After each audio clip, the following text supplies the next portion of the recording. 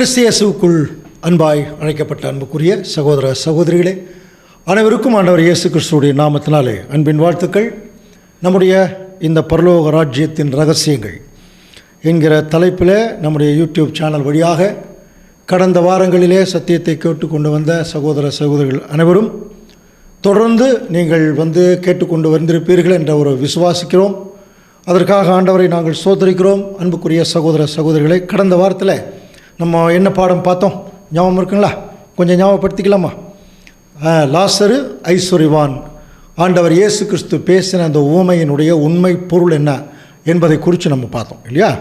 அப்போது அந்த ஐஸ்வர்யவான் நரகத்துக்கெல்லாம் போகலை, லாசரு பரலோகத்துக்கும் போகலை. அது ஆண்டவர் இயேசு கிறிஸ்து பேசின ஒரு உவமை. அப்படின்னா நரகம்னு ஒரு இடம் இருக்கா இல்லையா என்று சொல்லி வாங்க அடுத்த வாரம் உங்களை நரகத்திற்கு கூட்டிகிட்டு போகிறோன்னு சொல்லியிருந்தோம் இல்லையா? ஸோ இந்த வாரம் நம்ம நரகத்தை நம்ம போய் பார்க்கலாம். அன்புக்குரிய சகோதர சகோதரிகளை, இப்போது நார்மலாகவே எல்லா கிறிஸ்தவர்கள் மத்தியில் இந்த நரகம் அப்படிங்கிற ஒரு போதனை இருக்கு இல்லையா? அது ரொம்ப ரொம்ப ஃபேமஸாக இருக்குது.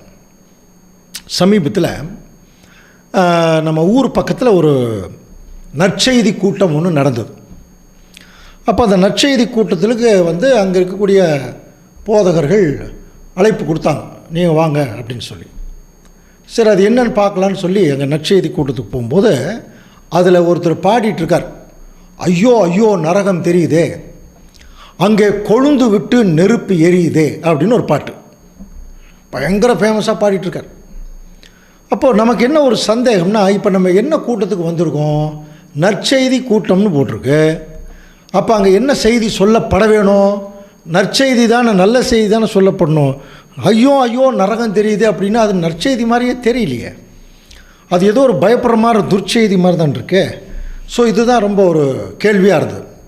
இப்போ கூட கொஞ்சம் கவனித்து பார்க்கும்போது அன்புக்குரிய சகோதர சகோதரி, நரகம் என்கிற ஒரு இடம் இருக்கா என்று சொல்லி நம்ம கவனிக்கும்போது இன்றைக்கு எல்லா கிறிஸ்தவர்கள் மத்தியிலையும், நம்ம கிறிஸ்தவர்கள் மத்தியில் மட்டும் மற்ற ரிலிஜனில் கூட இந்த நரகம் என்கிற ஒரு விஷயம் இருக்குது, ஒரு போதனை இருக்குது. என்ன நரகம் அப்படின்னா, பாவம் செய்தவர்களெல்லாம் போட்டு எரிக்கிற இடம். சரியா? அது நிறைய பயங்கரமாக நெருப்பு எரிஞ்சுட்ருக்கோம். அதில் பாவம் செஞ்சவங்களெல்லாம் என்ன செய்வாங்க, அங்கே போட்டு எல்லாம் எரிப்பாங்க. அப்புறம் அவங்க சாகவும் மாட்டாங்க. அதுதான் பிரச்சனை. இப்போது அவர்கள் சாகவும் மாட்டாங்க. அவர்கள் குய்யோ மொய்யோன்னு என்ன பண்ணுவாங்க, அவங்க பயங்கரமாக கத்திட்டு ரொம்ப கஷ்டப்படுவாங்க. அப்படி இதெல்லாம் சொல்லப்பட்டிருக்கு. அதே சமயத்தில் நம்ம கிறிஸ்தவ மண்டலத்தில் மாத்திரமல்ல, நம்ம மற்ற ரிலீஜன்லேயும் பார்த்தீங்கன்னா யமன் அப்படின்னு ஒருத்தர் இருக்கிறார்.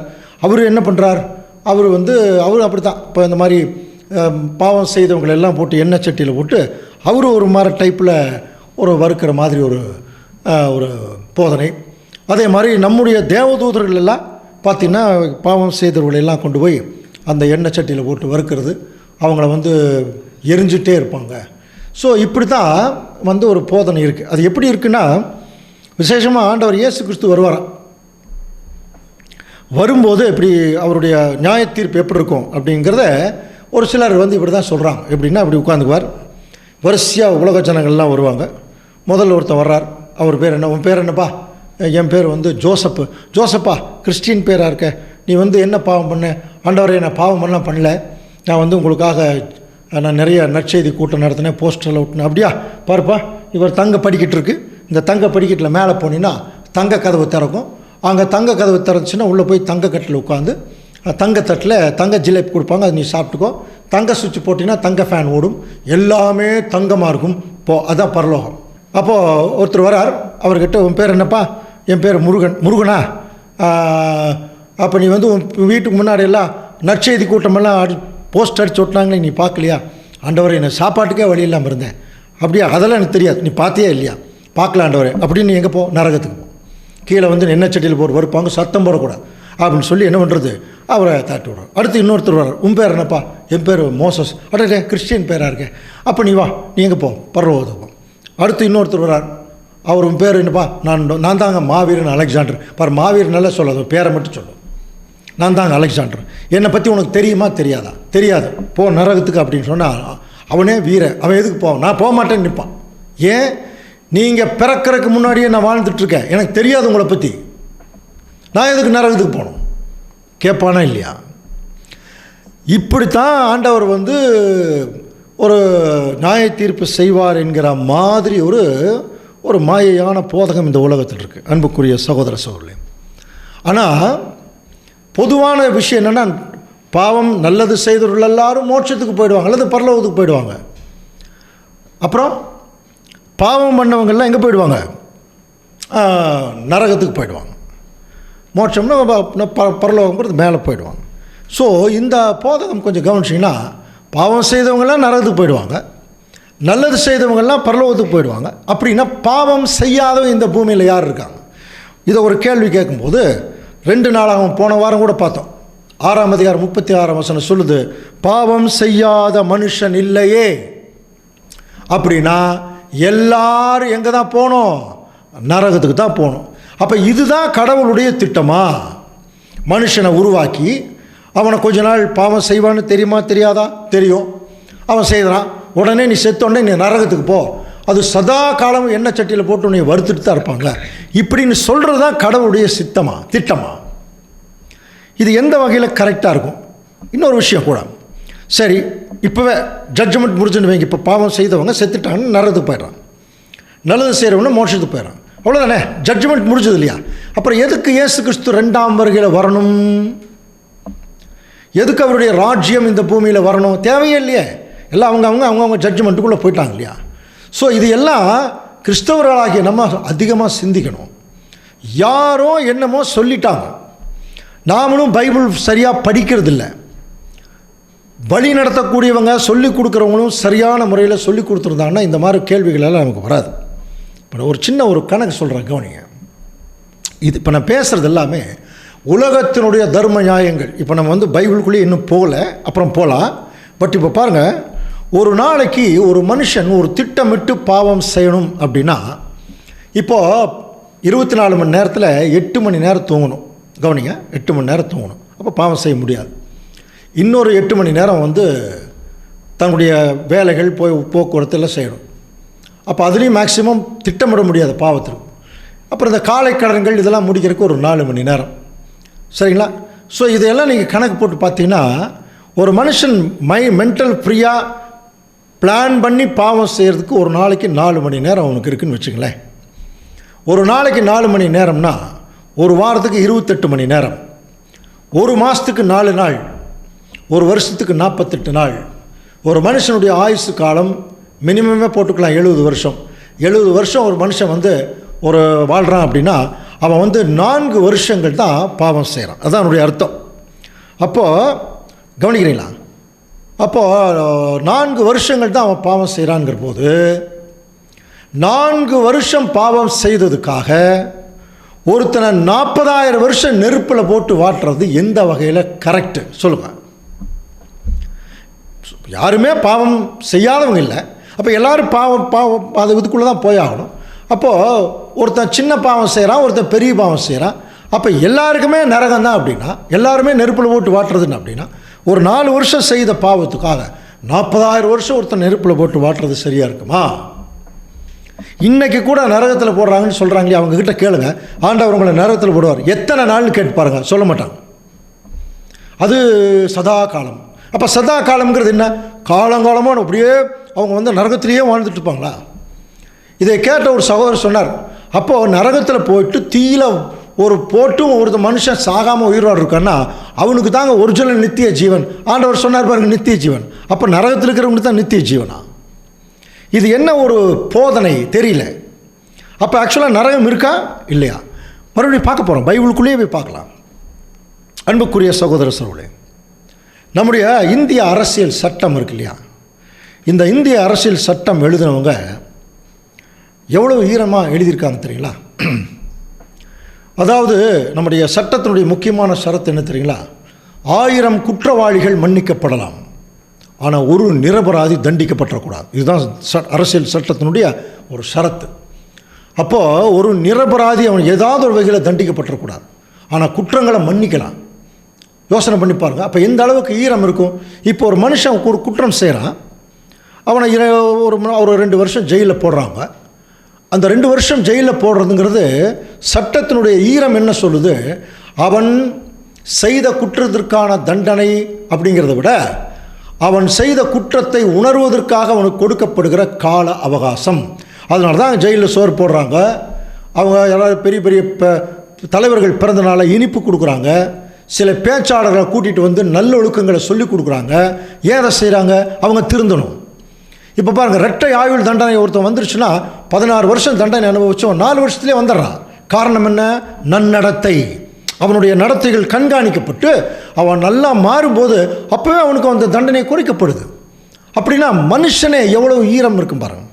இன்னொன்று சொல்லப்போனால், நம்முடைய பழைய பிரதமர் இந்திரா காந்தி அம்மா அவர்கள் வந்து சுட்டு கொண்டாங்க. அப்படி சுட்டு கொள்ளும்போது அதில் ஒருத்தர் வந்து இது சர்வைவேட்டார், தப்பிச்சிட்டார். இப்போ அவர் வந்து என்ன செய்கிறாருன்னா, அவருக்காக யாருமே வாதாட வரல.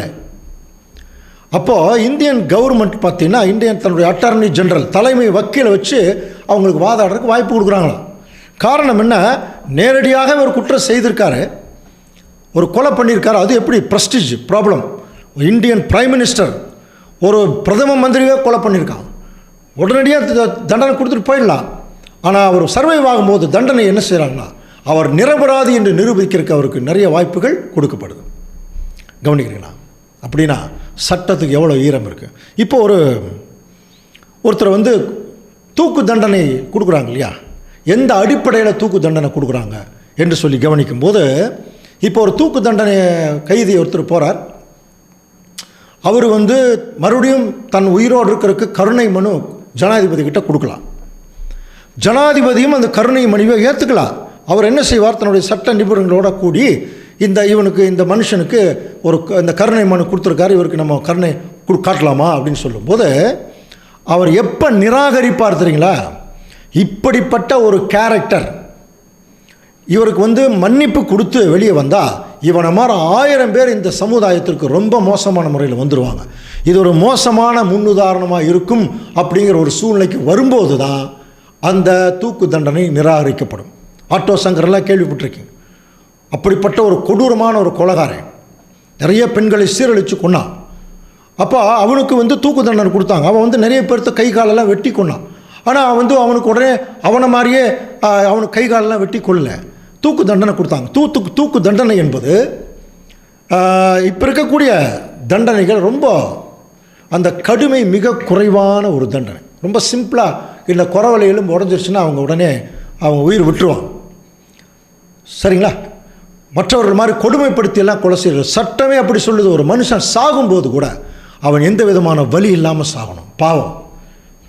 இதே ஆட்டோ சங்கர் வந்து அங்கே தூக்கில் போடும்போது அவனுடைய தாய் வெளியில் நின்றுட்டு அதை அழுதுட்டு இருந்தது பாருங்கள். அந்த தாய்க்கு அவன் என்னதான் இருந்தாலும் தன்னுடைய மகன், அவன் எவ்வளோ பெரிய கொடூரக்காரனாக இருந்தாலும் அந்த தாய்க்கு அவன் மகன். அப்போ அந்த தாயினுடைய பார்வையில் அந்த மகன் எப்படி இருக்கான். ஸோ இதெல்லாம் தான் கொஞ்சம் கவனித்து பார்க்கும்போது இப்போது இந்த ஒரு தூக்கு தண்டனை கைதி கூட பார்த்திங்கன்னா கருணை மனு கொடுத்து அதற்கு உரிய வாய்ப்பெல்லாம் கொடுக்குறாங்க. காரணம் என்னென்னா, 1000 குற்றவாளிகள் மன்னிக்கப்படலாம், ஒரு நிரபராதி தண்டிக்கப்பட்டுக்கூடாது. அப்போது சட்டத்திற்கு எவ்வளவு ஈரம் இருந்தால் இவ்வளோ சட்டங்கள் எழுதி வச்சுருப்பாங்க. சரி, இன்றைக்கி ஏறக்குறைய 1.5 லட்சம் சட்டங்கள் இருக்குதான் நம்முடைய இந்தியாவில். இந்த சட்டங்களெல்லாம் போட்டு இன்றைக்கி யாருங்க திருந்திருக்காங்க? ஒருத்தருமே திருந்தின மாதிரி தெரியல. அப்போ இது ஒரு ஃபெயிலியர் மாடல். ஒரு தண்டனை கொடுத்து ஒருத்தனுக்கு திருத்துறது ஃபெயிலியர் மாடல். இதை தேவன் யூஸ் பண்ணுவாரா? நீ அச்சுறுத்தி நெருப்பில் போட்டு வந்து வாட்டி அவனை வந்து கஷ்டப்படுத்தி அப்புறம் அவனை திருத்தணும்னு கடவுள் நினைப்பாராங்கிறது தெரியல. அதற்கு நமக்கு ஒரே ஒரு உதாரணம் சொல்கிறேன். இந்த படத்தை கொஞ்சம் பாருங்கள். ஒரு அப்பா, ஒரு செல்ல மகள் இருக்குது. இந்த செல்ல மகளுடைய இடத்துல உங்களுடைய மகனையோ ஒரு மகளையோ வச்சுக்கங்க. இப்போ நான் கேட்குற கேள்விக்கு பதில் சொல்ல முடியுமாப்பார். உங்களுடைய மகன் அல்லது மகள் அதாவது தொடர்ந்து சில கேவலமான தவறுகளை பண்ணிகிட்ருக்குறாங்க. கொஞ்சம் நீங்கள் தான் கேட்குறவங்க கொஞ்சம் கவனிச்சுங்க. கேவலமான தவறுகளை செய்யுது. ஒரு தகப்பனாக இருந்து நீங்கள் வந்து கண்டிக்கிறீங்க, பல முறை கண்டிக்கிறீங்க, அது உங்களுடைய பேச்சையே மதிக்கிறதில்ல. அது என்ன பண்ணுது? இன்னும் அதிகமான தவறுகள், நான் சொல்கிறது புரியுதுங்க, கேவலமான தவறுகள் செய்யுது. தொடர்ந்து செய்துட்டே வருது. நீங்கள் கண்டிக்கிறீங்க, தண்டிக்கிறீங்க, சில தண்டனை கூட நீங்கள் கொடுக்கலாம். அப்படியெல்லாம் இருக்கும் பட்சத்தில் அந்த பொண்ணு அதை பற்றி உணராது இருக்கும் பொழுது சொல்லுங்கள், உங்கள் பிள்ளைகளுக்கு நீங்கள் கொடுக்கணும்னு நினைக்கிற அதிகபட்ச தண்டனை சொல்லுங்கள் பார்க்கலாம். நீங்கள் என்ன அதிகபட்ச தண்டனை நீங்கள் கொடுப்பீங்க? என்ன கொடுப்பீங்க? நான் அப்பாவும் இல்லை, உனக்கு பொண்ணு இல்லை அப்படி சொல்லுவீங்களா? ஓகே, நான் உனக்கு அப்பாவும் இல்லை, எனக்கு நீ பொண்ணு இல்லை. வேறு என்ன அதிகபட்ச தண்டனை ஏதாவது சொல்லுங்கள் பார்க்கலாம். என்ன சொல்லுவீங்க? கடைசியாக பேச மாட்டேன்னு சொல்லுவீங்களா? Okay, right. இதுக்கு மேலே ஏதாவது தண்டனை இருக்கா? யாராவது சொல்லுங்கள் பார்க்கலாம். இதுக்கு மேலே ஏதாவது தண்டனை இருக்கா? ஓகே, அப்போது சகோதர சகோதரிகளை கேட்டிருக்கீங்க இல்லையா? அப்போ இதுக்கு மேலே உங்களை தண்டனை எந்த தண்டனை உங்கள் மைண்டில் வரல? வரல. சரி, இப்போ நான் சொல்கிறது கவனிங்க. ஒரு வேளை உங்கள் பொண்ணு தூங்கிட்டு இருக்கும்போது இவ திருந்தவே மாட்டான்னு சொல்லி சீமனை ஊற்றி கொளுத்துருவீங்களா? கொடுத்துருவீங்களா? நீங்கள் தான் சொல்லணும். கொடுத்துருவீங்களா? கொளுத்த மாட்டீங்க இல்லையா? நீங்கள் ரொம்ப நல்லவங்க இல்லை? நம்மெல்லாம் ரொம்ப நல்லவங்க. நம்ம கொளுத்த மாட்டோம். நம்ம வணங்குற கடவுள் மட்டும் கொளுத்துவார் இல்லையா? இது எந்த வகையில் கரெக்ட் சொல்லுங்கள்? நம்மளே கொளுத்த மாட்டோம், ஆனால் நம்ம வணங்குற கடவுள் மட்டும் என்ன செய்வாராம்? எல்லாத்தையும் நெருப்பில் போட்டு என்ன பண்ணுவாராம்? ஓட்டுவாராம். இது எந்த வகையில் கரெக்டு? இப்போ சமீபத்தில் ஒரு புஸ்தகம் ஒன்று வந்தது, உங்களுக்கு யாராவது நீங்கள் படிச்சிருக்கலாம். ஒரு 6 பேர் கொண்ட குழு நரகத்துக்கு போனாங்களாம். கூட்டிகிட்டு போன யார் தெரியுங்கன்னா, ஆண்டவர் இயேசு கிறிஸ்து தான் கூட்டிகிட்டு போனாராம். அப்போது நரகத்துக்குள்ளே போகும்போது ஒருத்தர் எண்ணெய் சட்டியில் போட்டு வேகிறாங்க, ஒருத்தர் நெருப்பில் ஐயோ ஐயோன்னு கத்துறாங்க, அந்த பக்கம் ஆண்டவரே மன்னிச்சிருங்கிறாங்க. இப்படியெல்லாம் அவங்க எழுதுகிறாங்க. இப்படியெல்லாம் கத்திட்டுருக்குறாங்க. ஆண்டவர் வந்து நீ வாழ்ந்த காலத்தில் தப்பு பண்ணிட்டீங்கன்னு. அதில் என்ன சுவாரஸ்யமான விஷயம்னா, ஒரு இடத்துக்கு போனோன்னா ஒரு அம்மாவுக்கு இந்த தாடை மட்டும் வந்து எரியுதான் அப்படியே.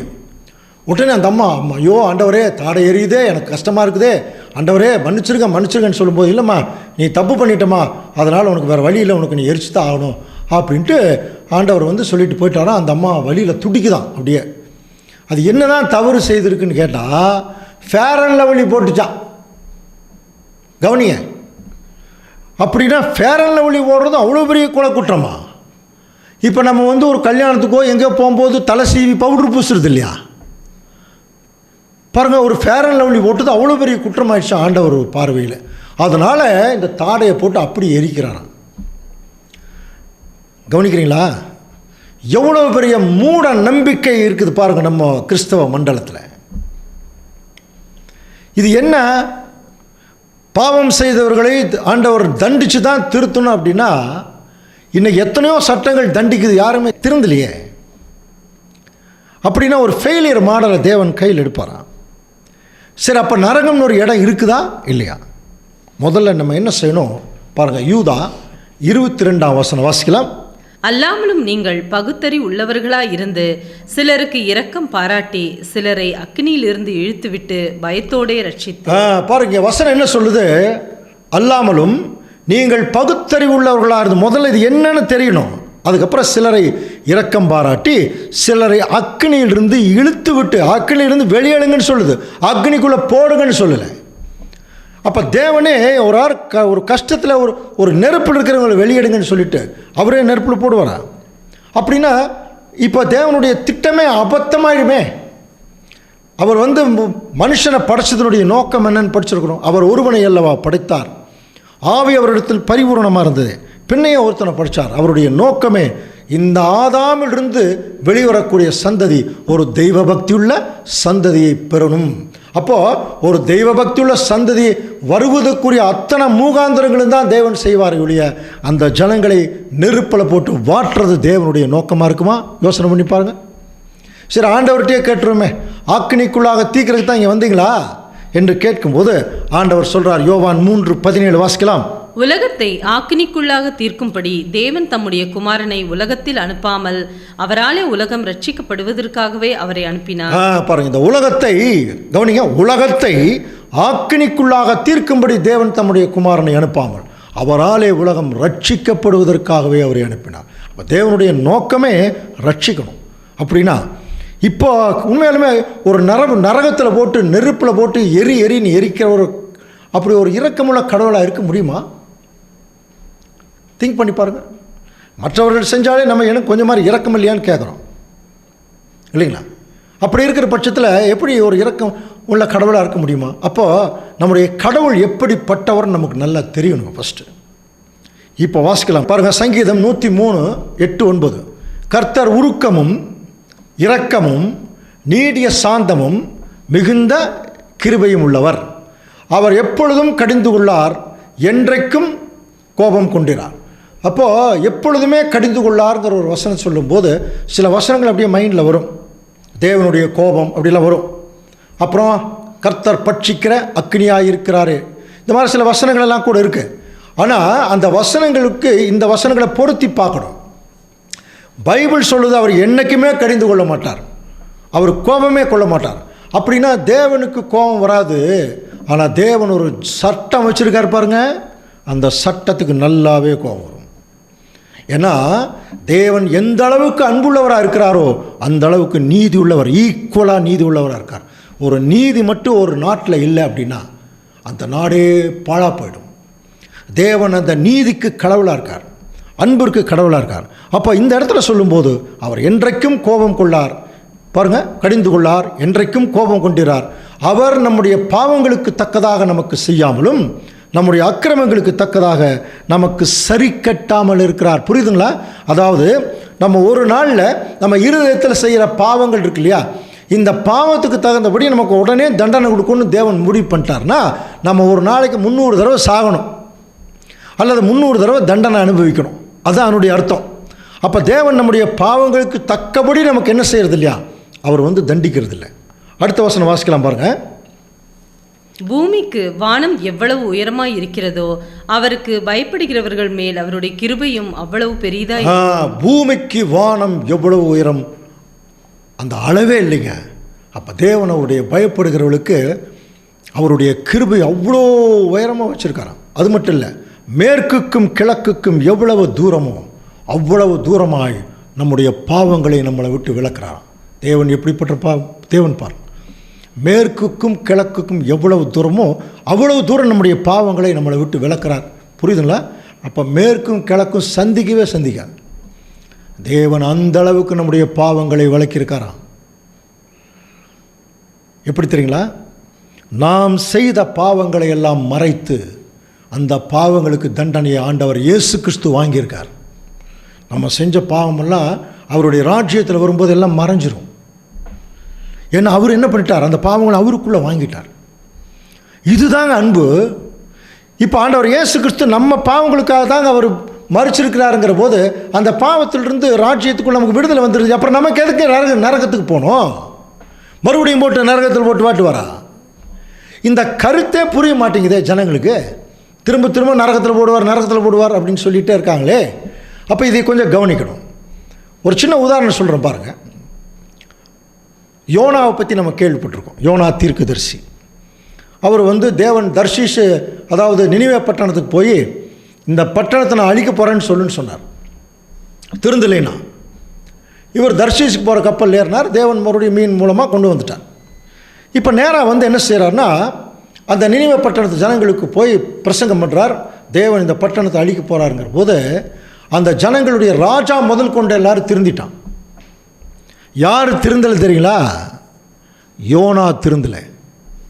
அவங்க திருந்தோன்னா தேவனை அழிக்கிறேன்னு சொன்ன மைண்ட் அவர் இல்லை, அந்த ஜனங்கள் அழிக்கலைன்னு முடிவு பண்ணிட்டார். ஆனால் இந்த யோனா எதை மைண்டில் வச்சுட்டார், நீ அந்த பட்டணத்துக்கு விரோதமாய் பிரசங்கம் பண்ணு, அந்த விரோதமாய்ங்கிற வார்த்தையை மைண்டில் வச்சுக்கிட்டு இவர் எப்படா அழிப்பார்னு போய் மலை மேலே நின்று பார்த்துட்ருக்கார். தேவன் அந்த பட்டணத்தில் அழிக்கலை. யோனாவுக்கு கோபம் வருது. என்ன சொல்கிறார் தெரியுங்களா? நான் அப்போவே சொன்னேன், எனக்கு தெரியும் நீங்கள் இப்படி பண்ணுவீங்கன்னு தெரியும், அதனால தான் நான் போகலன்னு சொன்னேன். ஆனால் என்னை போக சொல்லி அழிக்க போய் சொல்லிட்டீங்கள, இப்போ அழிங்க, அப்புறம் எதுக்கு சொன்னீங்க என்று சொல்லி யோனா இப்போ என்ன செய்கிறார்னா அந்த பட்டணத்தை அழிக்கிறதுக்கு தேவன்கிட்ட போராடுறார். அப்போ தான் அந்த ஆமணக்கு செடி ஒன்று வளருது, நிழல் கொடுக்குது, கொஞ்சம் நல்லா இருக்குது. உடனே அது பட்டு போனோன்னே அவர் பயங்கர டென்ஷன் ஆகி சாகிற மாதிரி போகிறார். அப்போ தான் தேவன் சொல்கிறார், இந்த ஆமணக்கு செடிக்காக நீ இவ்வளோ தூரம் கவலைப்படுறையே, பாருங்கள், யோனா 4ஆம் அதிகாரம் 11ஆம் வசனத்தில் வலது கைக்கும் இடது கைக்கும் வித்தியாசம் தெரியாத இந்த 1,20,000 பேருக்காக நான் பரிதவிக்காமல் இருப்பேனோ அப்படின்னார். ஆக்சுவலாக நினிவே பட்டணத்து ஜனங்கள் ரொம்ப நல்ல ஜனங்களும் அல்ல, அவர்களும் ரொம்ப மோசமான ஜனங்கள் தான். கொள்ளையடிச்சுட்டு ஆயுதங்களை வச்சு கொள்ளையடிக்கிற ஜனங்களாக இருக்கிறாங்க. அப்படிப்பட்ட ஜனங்களே அவங்க கொஞ்சம் மனசு மாறும் பொழுது தேவன் அவர்களை எப்படி பார்க்குறாரு பாருங்க. வலது கைக்கும் இடது கைக்கும் வித்தியாசம் தெரியாத ஜனங்கள். ஆனால் யோனா இப்போ நீங்கள் அழிக்கிறீங்களா இல்லையா அப்படின்னு சொல்லி ரொம்ப போராடுறாரு. கடைசியில் என்ன ஆயிடுச்சுன்னா, நினிவே பட்டணத்து ஜனங்களுக்காக தேவன் யோனாவோட போராட வேண்டியதாக போச்சு. விட்டுருப்பா பாவம் அவங்க அப்படிங்கிற மாதிரி ஆயிடுச்சு இல்லையா. அப்போது இவ்வளவு கொடூரமான ஜனங்களையும் தேவன் எப்படி பார்க்குறாருன்னா, வலது கைக்கும் இடது கைக்கும் வித்தியாசம் அறியாத ஜனங்களாக பார்க்குறார். இப்போ நீங்களே சொல்லுங்கள், வலது கைக்கும் இடது கைக்கும் வித்தியாசம் தெரியாது இருக்கிறது யாருங்க? யார் தெரியுமா? சின்ன குழந்தைங்க. அதுக்கு தான் வலது கையில் என்ன செய்யணும், இடது கையில் என்ன செய்யணும்னு தெரியாது. அப்படின்னா தேவன் நினிவே பட்டணத்து ஜனங்களை என்னவா பார்த்துருக்கார் பாருங்க, குழந்தைகளா. புரியுதுங்களா? ஏன்னா அவர்கள் இன்னும் தேவனுடைய உறுதியான நியாய தீர்ப்பெல்லாம் தெரியல, அவங்களுக்கு தெரியாது இல்லையா. ஆண்டவர் இயேசு கிறிஸ்துவுக்கு பின்னாடி தான் சில விஷயங்கள் உலகத்திற்கு புரிய வந்தது. அது கூட 2000 வருஷமாக இல்லை, இப்போ தான் நிறைய விஷயங்கள் புரிய வருது. அப்படிங்கிற போது இத்தனை நூற்றாண்டு காலம் வாழ்ந்த மக்கள் சில விஷயங்கள் என்னென்ன தெரியாமையே வாழ்ந்து அவங்க செத்து போயிட்டாங்க. அப்போ அவங்களுக்கு எப்படி ஒரு தெரியாதவங்களுக்கு போய் ரொம்ப கடுமையான ஒரு தண்டனையாக கொடுக்க முடியும்? ஒரு கொலை பண்ணாலும் ஒரே தூக்கு தான், 10 கொலை பண்ணாலும் ஒரே தூக்கு தான். இதெல்லாமே எதை குறிக்குதுன்னு, எல்லாமே ஆதாமி நிமித்தம் வந்த சாபத்து நிமித்தம் எல்லாரும் மரணத்துக்குள்ளே போகிறாங்க. ஒருத்தர் முன்னாடி போகிறாங்க, ஒருத்தர் பின்னாடி போகிறாங்க, அவ்வளோதான் இல்லையா, அவ்வளோதான். அதுக்கு மேலே எல்லாருமே அந்த சாபத்துக்குள்ளே போயிட்டாங்க. தேவனுடைய திட்டமே அந்த சாபத்துக்குள்ளே ஒட்டுமொத்த உலக ஜனங்களை வெளியெடுக்கணும். ஏன்னா இந்த உலக ஜனங்களை ஒரு குழந்தைகளாக பார்க்குறாங்க. பாருங்கள், இந்த அருமையான ஒரு சின்ன குட்டி குழந்தை ஒரு தாய் தகப்பன் 2 பேர் படுத்து தூங்கிட்டு இருக்கிற போது மேலே ஏறி விளையாடுது. இப்போ அந்த பெற்றோருடைய தூக்க கலைஞ்சிருச்சுன்னு வைங்களேன், உடனே அந்த பெற்றோர் அந்த குழந்தையை தூக்கி செவுத்தில் அடிச்சிருவாங்களா? அடிக்க மாட்டாங்க. அது ஒரு பிஞ்சு குழந்தை. அது தனக்கு தெரிந்த ஒரு விளையாட்டை தன்னுடைய பெற்றோர்களோட அவங்க என்ன பண்ணிட்டுருக்கிறாங்கன்னு தெரியாமல் விளையாடு. அதை பெற்றோர்கள் புரிஞ்சுட்டு அதை அணைச்சிக்குவாங்க. அதே மாதிரி தாங்க தேவனும். நம்மெல்லாம் தேவனுடைய பார்வையில் குழந்தைகளாக இருக்கிற வரைக்கும் பரவாயில்ல. இன்றைக்கு வரைக்கும் தேவன் நம்மளை குழந்தைகளாக பார்க்குறார். அதனால தான் இந்த ரட்சிப்பின் திட்டம் இன்றைக்கு வரைக்கும் நமக்குள்ளே ஒர்க் ஆகிட்டுருக்கு. ஸோ அப்படின்னா நரகம்னு ஒரு இடம் இருக்கா இல்லையா, எப்படி இந்த போதனை வந்தது என்று சொல்லி கவனிக்கும் போது இப்போ நம்ம வேதத்துக்குள்ளே போய் இந்த நரகத்தை பற்றி என்னன்னு சொல்லி பார்ப்போம். சரிங்களா? ஓகே. இப்போது வேதாகமத்தில் இந்த நரகம் என்கிற வார்த்தை கவனிச்சு பார்த்தீங்கன்னா 65 முறை வருது. அதில் 62 முறை பாதாளம் என்று மொழிபெயர்க்கப்பட்டிருக்கு, 3 முறை நரகம் என்று மொழிபெயர்க்கப்பட்டிருக்கு. சரி, இந்த நரகம்னா அப்படி என்ன, நெருப்பு எரிகிற இடம் தானா அப்படின்னு சொல்லி கொஞ்சம் கவனிச்சிங்கன்னா, ஒரு வேளை நீங்கள் பக்கத்தில் ஏதாவது லைப்ரரி இருந்துச்சுன்னா அந்த லைப்ரரியில் போய் தமிழ் அகராதி இருக்கும் இல்லையா, அதை கொஞ்சம் எடுத்து பார்க்க முடிஞ்சால் பாருங்கள், இல்லைன்னா ரெஃபரன்ஸ் தெரிஞ்சு வச்சுக்கலாம். அந்த தமிழ் அகராதியில் நரகம் அப்படிங்கிற அந்த வார்த்தை எடுத்து பார்த்தீங்கன்னா என்ன தெரியுமா இருக்கும், நரன் ப்ளஸ் அகம் இஸ் ஈக்குவல் டு நரகம் அப்படின்னு போட்டிருக்கும். கீழே என்ன போட்டிருக்குன்னா விளக்கம், பாதத்துக்கு கீழே ஆழம் பாதாளம் அப்படின்னு போட்டிருக்கும். இதுதான் நரகம். நரன் ப்ளஸ் அகம். நரன்னா மனுஷன் சொல்லுவாங்க இல்லையா, நரமாமிசம் சாப்பிடக்கூடாது அப்படி சொல்கிறாங்க இல்லையா, அகத்தின் அழகு முகத்தில் தெரியும் அப்படி சொல்கிறாங்க இல்லையா, அந்த மாதிரி பாருங்க, அகம்ங்கிறது இடம்னு அர்த்தம். அப்போ நரன் ப்ளஸ் அகம்னாலே நரனை புதைக்கக்கூடிய இடம், பாதத்துக்கு கீழே ஆழம் பாதாளம் அப்படின்னு சொல்லப்பட்டிருக்கு. ஸோ இது இங்கிலீஷ் டிக்ஷனரியிலலாம் பார்த்தீங்கன்னா ஹெல் அப்படிங்கிற வார்த்தை இருக்கு இல்லையா, இந்த ஹெல்லுங்கிற வார்த்தையினுடைய ஒரிஜினல் பொருள் என்ன, டு கவர் அல்லது டு கன்சீல்னு அர்த்தம், அப்படியே மூடுறது. அதனால தான் இங்கிலீஷ் கிராமரில் எல்லாம் பார்த்தீங்கன்னா, பிரிட்டிஷ் இங்கிலீஷ்லாம் பார்த்தீங்கன்னா உருளைக்கிழங்கை புதைக்கிறாங்கல்ல, உருளைக்கிழங்கு விதைக்கிறாங்க பார்த்தீங்களா, மேலே மண் போட்டு, அதுக்கு பேரே ஹெல்லிங் த பொட்டேட்டோஸ்ன்னு தான் சொல்லுவாங்க. அதே மாதிரி கூரை வேகிறாங்க பாருங்கள் மேலே, அந்த கூரை வேகிறதுக்கு கூட என்னென்னு தான் சொல்லுவாங்கன்னா ஹெல்லிங் அப்படி தான் சொல்லுவோம். ஸோ இதுக்கும் இந்த நெருப்பெறிகிறதுக்கும் என்ன சம்மந்தம்னே தெரியல. பட் நம்ம என்ன தெரிஞ்சுக்கணும், நம்முடைய பழைய ஏற்பாடு நமக்கு நல்லா தெரியும், எபிரேய மொழியில் எழுதப்பட்டது. புதிய ஏற்பாடு கிரேக்க மொழியில் எழுதப்பட்டது. இப்போ இந்த எபிரேய மொழியிலிருந்து கிரேக்க மொழிக்கு சில வார்த்தைகள் வந்து டிரான்ஸ்லேட் பண்ணும்போது சில வார்த்தைகள் மாறும். அது எல்லாம் ப்ராக்டிக்கலாகவே நமக்கு நல்லா தெரியும். இப்போ வந்து இங்கிலீஷில் நமக்கு வந்து என்ன சொல்லலாம், ஒரு ஃப்ளவர் அப்படி சொல்கிறோம் இல்லையா, இதை வந்து தமிழில் வந்து பூ அப்படின்னு சொல்லலாம். அப்புறம் வேறு என்ன சொல்லலாம், மலர்னு சொல்லலாம். அப்புறம் புஷ்பம்னு சொல்லலாம். பாருங்கள், ஒரே வார்த்தை தான், ஒரே இங்கிலீஷில் ஃப்ளவர்னு சொல்கிறது. இப்போ தமிழில் வந்து மூணாக பிரிக்கலாம். அதுக்கு நிறைய விளக்கங்கள் எல்லாம் கொடுப்பாங்க. பூனா என்ன, மலர்னா என்ன, எப்படி வேணாலும் இருக்கலாம். ஆனால் நமக்கு நல்லா தெரியுது பார்த்தீங்கன்னா, அப்போது ஒரு வார்த்தை இன்னொரு மொழியில் டிரான்ஸ்லேட் பண்ணும்போது சில வார்த்தைகள் மாறும், சில அர்த்தங்கள் கூட மாறும். நமக்கே நல்லா தெரியும், இங்கிலீஷில் SUN சன், SON சன், SUNனா சூரியன், SONனா மகன். நம்ம தான் புரிஞ்சுக்கணும். இல்லை சன்னு வர்ற எல்லாமே சூரியன் அப்படின்னு நம்ம புரிஞ்சுக்க வேண்டிய அவசியம் இல்லை. இது லாங்குவேஜ். இந்த லாங்குவேஜில் பார்த்தீங்கன்னா இந்த நரகம் என்கிற இந்த மொழிபெயர்ப்பு கொஞ்சம் கவனிங்க. பழைய ஏற்பாட்டில் எந்த வார்த்தையிலிருந்து நரகம்னு மொழிபெயர்த்தாங்க அப்படின்னா, பழைய ஏற்பாட்டில் எபிரேய மொழியில் ஷியோல். இப்போ நீங்கள் படத்தை பார்த்தீங்கன்னா தெரியும், ஷியோல் என்கிற வார்த்தையிலிருந்து தான் நரகம் என்று மொழிபெயர்த்தார்கள் பழைய ஏற்பாட்டில் எபிரேய மொழியில். அதே சமயத்தில் அதே வார்த்தை கிரேக்க மொழியில் மொழிபெயர்க்கப்படும் போது ஹேடஸ் என்று மொழிபெயர்த்திருக்காங்க. இன்னொன்று டார்டரஸ் அல்லது டார்டரோ அப்படின்னு மொழிபெயர்த்திருக்காங்க. இன்னொன்று கெஹன்னா அப்படின்னு மொழிபெயர்த்திருக்காங்க. இது கிரேக்க மொழியில் வரும்பொழுது எபிரேய மொழியில் ஷியோல்னு ஒரே ஒரு வார்த்தை தான். ஆனால் இதை வந்து ஜென்ரலாக என்ன பண்ணிட்டாங்கன்னா பாதாளம்னு சொல்லி எல்லா டிரான்ஸ்லேஷனையும் மொழிபெயர்த்திருக்காங்க. ஒரு சில இடத்துல மட்டும்தான் நரகம். அதுக்கு ஒரு சின்ன உதாரணம் கொடுக்குறேன் பாருங்க. அப்போஸ்தலர் 2:27 வாசிக்கலாம். என் ஆத்துமாவை பாதாளத்தில் விடீர், உம்முடைய பரிசுத்தர் அழிவை காண ஒட்டீர். இந்த வசனம் கொஞ்சம் கவனிங்க. இது வந்து பழைய ஏற்பாட்டில் இருக்கிற வசனம், சங்கீதத்தில் இருக்குது. சங்கீதம் 16:10. என் ஆத்துமாவை பாதாளத்தில் விடீர், உம்முடைய பரிசுத்தவானை அழிவை காண ஒட்டீர். கவனிங்க. இப்போ இந்த வசனம் யாரை மென்ஷன் பண்ணியிருக்குன்னா, நம்முடைய ஆண்டவர் இயேசு கிறிஸ்துவை மென்ஷன் பண்ண வசனம் அது. அதனால தான் அப்போஸ்தலரில் கிளியராக ரெஃபர் பண்ணுறாங்க பாருங்கள். அவன் கிறிஸ்துவுடைய ஆத்துமா பாதாளத்தில் விடப்படுவதில்லை என்றும் அவருடைய மாம்சம் அழிவை காண்பதில்லை என்றும் முன்னறிந்து அவர் உயிர்த்தெழுதலை குறித்து இப்படி சொன்னான். பார்த்தீங்களா? அப்போது இது நரகம்னு மொழிபெயர்த்தப்பட்டிருந்தா இப்போ இயேசு கிறிஸ்து எங்கே தான் போயிருக்கணும்? செத்ததுக்கப்புறம் நரகத்துக்கு தான் போகணும். அவர் எதுக்கு நரகத்துக்கு போகிறார் இல்லையா? ஆனால் இந்த பாதாளம்ங்கிறது அந்த கல்லறை. அந்த கல்லறைக்குள்ளே அவர் போனார். 3ஆம் நாள் அவர் உயிர் தெழுந்தார். அதே வெளிப்படுத்தல் 1:18 பாருங்கள். மரித்தேன், ஆனாலும் இதோ சதா காலங்களில் உயிரோடு இருக்கிறேன். ஆமென். நான் மரணத்திற்கும் பாதாளத்துக்கும் உரிய திறவுகோள்களை உடையவராக இருக்கிறேன். அப்போ ஆண்டவர் இயேசு கிறிஸ்து மரணத்துக்கும் அதுக்கப்புறம் உள்ள போகிற பாதாளத்துக்குமே உரிய திறவுகோள்களை அவர் உடையவராக இருக்கார். இது மட்டும் இல்லை, ராஜ்யம் ஏற்படுத்தப்பட்டு அந்த ராஜ்யத்தில் ஜனங்கள் எல்லாம் தேவனுக்கு பிரியமான ஜனங்களாக மாறினதுக்கப்புறம் பாருங்கள், வெளிப்படுத்தல் 20:13 வாசிக்கலாம்.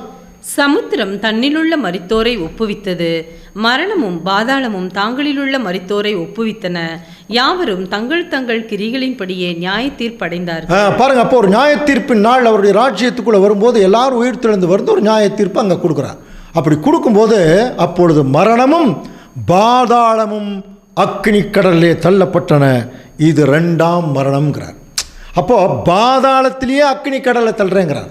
அப்போது அக்கினி என்பது வேதத்தில் சொல்லப்பட்டிருக்கிற தீர்க்க தரிசன முறைப்படி பார்த்தீங்கன்னா ஒரு அழிவிற்கு அடையாளமானது. புரியுதுங்களா? ஒரு விஷயத்தை அக்கினியில் போட்டால் இது வந்து ஒன்றுமே இல்லாமல் போகணும் அப்படின்னு முடிவு பண்ணிட்டோம்னா உடனே நெருப்பு வச்சு எரிச்சிடறான். ஸோ அது வந்து ஒரு அழிவிற்குரிய அடையாளம். அது இல்லாமையே போயிடும். அதனால தான் அதுக்கு என்னென்னு பேர் வச்சுருக்காருன்னா 2ஆம் மரணம். இப்போ போன வாரம் நம்ம பார்த்தோம், ஒருத்தர் செத்து போயிட்டான்னா தூங்கிட்டு இருக்கிறாங்க. அப்போ தூங்கிட்டு இருக்கிறது 1ஆம் மரணம். புரியுதுங்களா? எந்திரிச்சு வரவே முடியாமல் இருக்கிறது தான் 2ஆம் மரணம். அப்போ அந்த 2ஆம் மரணத்தையே அவர் என்ன செய்கிறாரா? அக்கினி கடலில் அவர் போடுறேன்னு சொல்கிறார். இது ஒன்று. அடுத்தது பார்த்தீங்கன்னா 2 பேதுரு 2:4 அது நமக்கு நல்லா தெரியும். இந்த பாவம் செய்த தூதர்களை தேவன் தப்ப விடாமல் அந்தகார சங்கிலியினாலே கட்டி நரகத்திலே தள்ளி நியாய தீர்ப்புக்கு வைக்கப்பட்டவர்களாக வசனம் இருக்கு இல்லையா? அந்த நரகம்ங்கிற வார்த்தையினுடைய அந்த கிரீக் வேர்டு என்னன்னு பார்த்தீங்கன்னா டார்டரஸ். அதைத்தான் தமிழில் நரகம்னு மொழிபெயர்த்திருக்கான். ஸோ இந்த டார்டரஸ்னால் வேற ஒன்றும் இல்லை, வானமண்டலம். அதனால தான் வானமண்டலங்களில் உள்ள பொல்லாத ஆவிகளின் சேனைகளோடும் நமக்கு போராட்டம் உண்டு அப்படின்னு சொல்லி சொன்னதாக நம்ம படிக்கிறோம். இப்போது அப்படின்னா அன்புக்குரிய சகோதரர் சொல்லி, இந்த நரக போதனை எங்கிருந்து ஆரம்பிச்சதுங்கிறதுக்கு ஒரு பேசிக் இருக்குது.